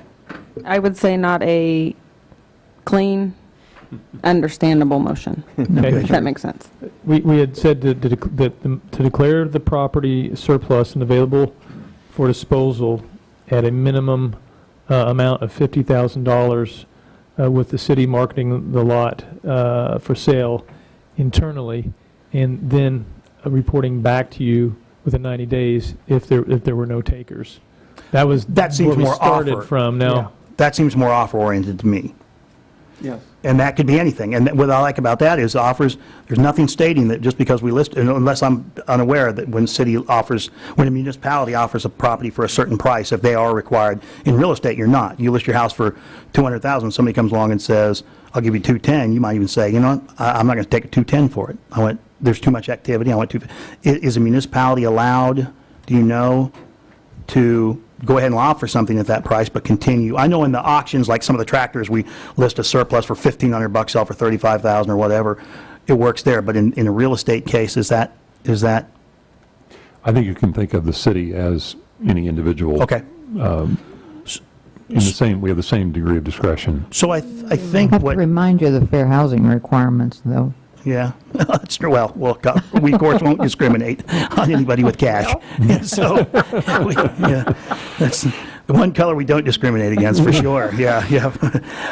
So the reason I like the offer process is because they could come in higher, they could come in lower, but we ultimately at the end of the day, like the public, or someone selling their private residence, can look. If a bunch of offers come in at 39,000, then we know where our market is. If offers are coming in above 50, we know that we set 50 too low.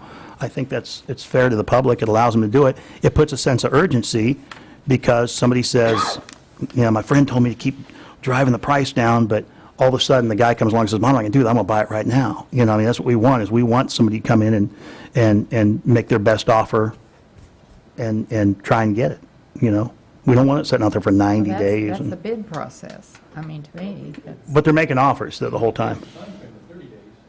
if you actually think that there'd be activity at the 50,000 mark, you want to take bids, Yeah. you could do that. Yeah, I don't know. I think the offer concept, I think, is where you were going, wasn't it? Or, you just want a minimum. I hate to even say minimum. I say we're just listing it at 50,000 and let it be what it'll be. With no guarantee to anybody that we're going to let them know at any given time. As soon as we get something we feel is acceptable. And could we, in executive session, discuss what we feel is an acceptable, like say we list it for 50, maybe we go in, that way we don't have to have a city commission meeting every time this comes up. We can tell the city manager, here's what we feel like the minimum or maximum or whatever we need to get this. Any of the negotiated aspects of what is ultimately a contract would be appropriate for an executive session discussion. Mm-hmm. The only distinction that I believe maybe is relevant here, and I think you're correct when you speak of listing a property. That is the distinction, that we won't be in the position of listing a property. Right. As that would normally occur with a realtor and the offering possibly through multi-list or however it might be offered in that context.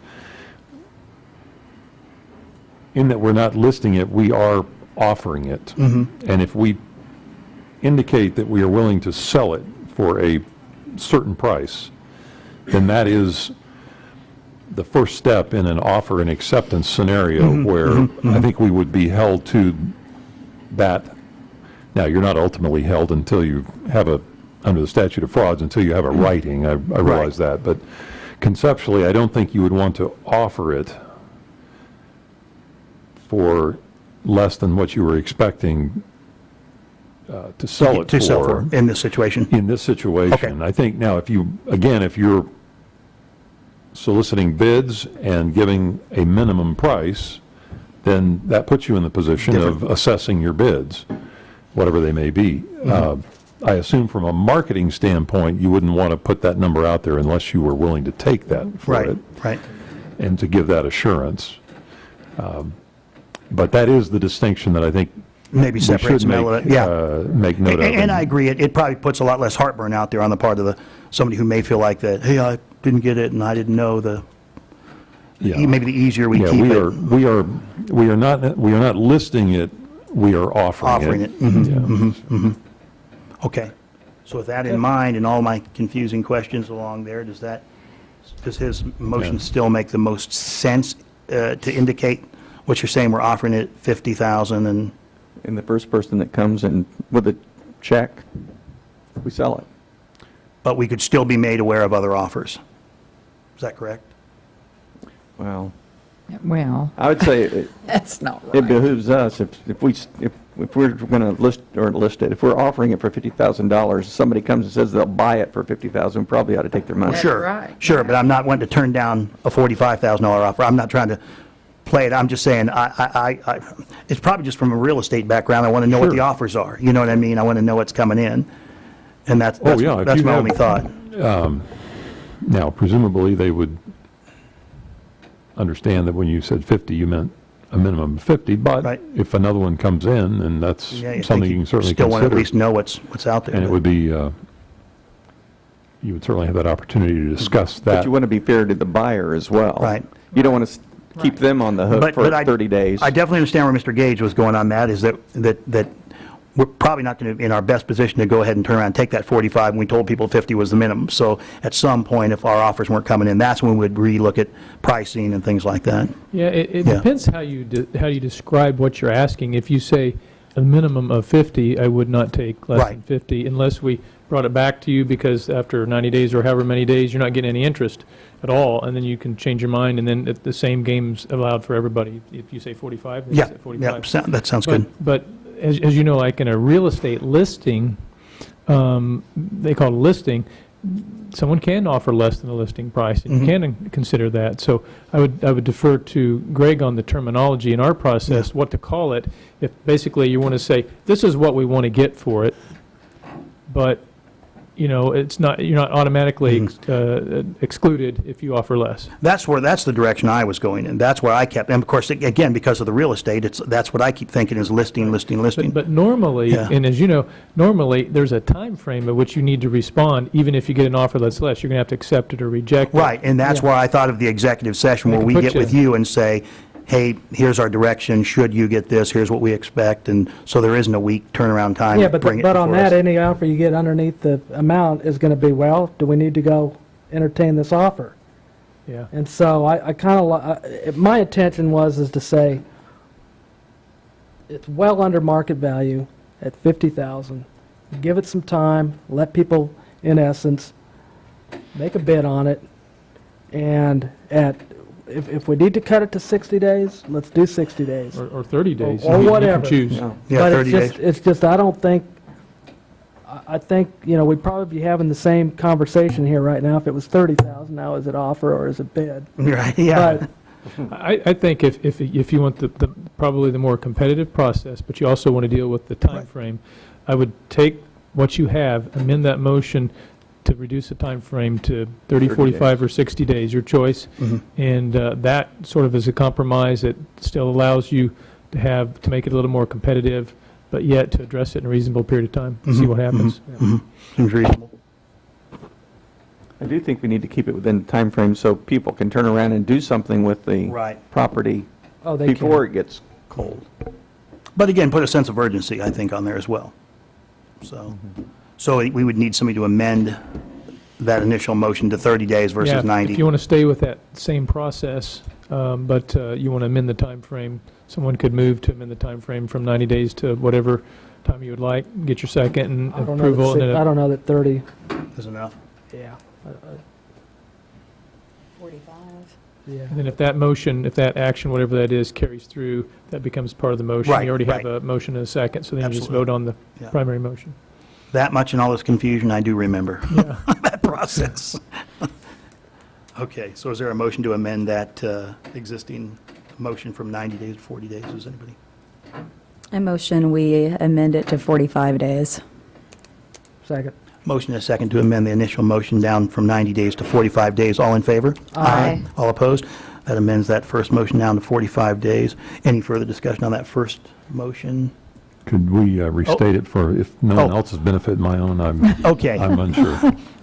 So my understanding is that we were modifying the 90-day, I guess we're going to call it a bid Time frame. or offer. What did we decide? The wording was probably the best. Well, are we accepting bids with an indication of a minimum bid requirement? Is Yeah. that the model? So to change the bid period from 90 days to 45 days. Okay. Okay. Thank you. And I will probably, I will defer to the city clerk again to make sure you understand what the motion is for the minutes in the record. Okay. Good. She's good. That's the most She's important good. person that Yeah, needs to understand that for you. Doing good. We'll figure it out next week in Next the week minutes. in the when we minutes, read yeah, it, we'll take a look, so. Oh, that's what we did. So maybe I'll restate as I understand the original motion before we do vote. It's declaring the address as given earlier as surplus property, with listing it up for 45 days at 50,000. Price is growing at 50,000 for bid. Is that correct for those 45 days? Is that what? As I understand, you're offering it, or you're accepting bids on the property. Bids. But indicating a minimum bid of 50,000. 50,000. Correct. And am I correct that if you get a bid for $50,000 or more, you will sell the property for that much? Correct. And I think that's Right. important to, Sure. It doesn't have to take all 45 days to do that either, right? Well, no, you would keep it at 45. presumably you would keep it open. Someone might offer 60. You're just trying to make sure you have the That period of minimum amount proposed or bid within that time And frame. are we anticipating that those are sealed bids? In writing, I would accept something in writing as that offer. Now, I don't know about the earnest money, if that was something you were considering or not. I was. Well, It goes on. Clearly, the earnest was associated with not a bid process, if I'm not mistaken. Greg can correct me, but Yeah, I would be less concerned in that context. situation. And then when Right. the contract is entered into, we would presumably address And that. certainly, the bids that you get in this process would need to be in writing. The idea of being sealed has to do with the availability to see those before the 45-day timeframe by other prospective bidders. That's my Right. that's my Right, question. right. I think you would want Clarification. those to be sealed bids. Okay, sealed. And then with Mr. Hobby's plea for more money, did we want to put any direction, I'm just remembering this now, to where that money should go? Are we okay with it going in the general fund, or do we have any? I would say wait and see what you get when we bring it back. Yeah. We'll have more time to think about it. And we can decide at that point? Yeah. He just wants, I Find like that one off the list. the Spent sound of that 45 minutes on it. already. I like the sound of that already. And Okay. quite honestly, all the things brought up would be a general fund related type item. Right, You have all right. that flexibility. I like the idea of the earmarking some of it, though. I mean, it seems, it's a good program, so. Okay, is that, So I'm understanding soliciting bids, minimum bid $50,000, be open for 45 days, and on a sealed bid basis. Yeah. Yes. Correct. Thank you. All in favor? Aye. All opposed? That motion Easy that carries was. Yeah, that was easy. 5-0. That was so easy. I think I'm opposed to the whole process now. Yeah. Well, I mean, well, we won't, I we'll move go we with that. adjourn. Yeah. Well, any other business? Any other business? Any Nobody's good? other business? Nobody's good? Oh, yes, other business. Always like to check. Anyone? Anyone? I don't have any, I was going to talk about fireworks, but we already talked about fireworks. Oh, good, so okay. So, have a motion and a second We to might it. remind everybody to come to the Save-A-Lot. Friday. Friday? 5 to 7. 5 o'clock? 5 to 7, Okay, great. Friday. All in favor of adjourning? Aye. All opposed? We're adjourned. That was pretty impressive.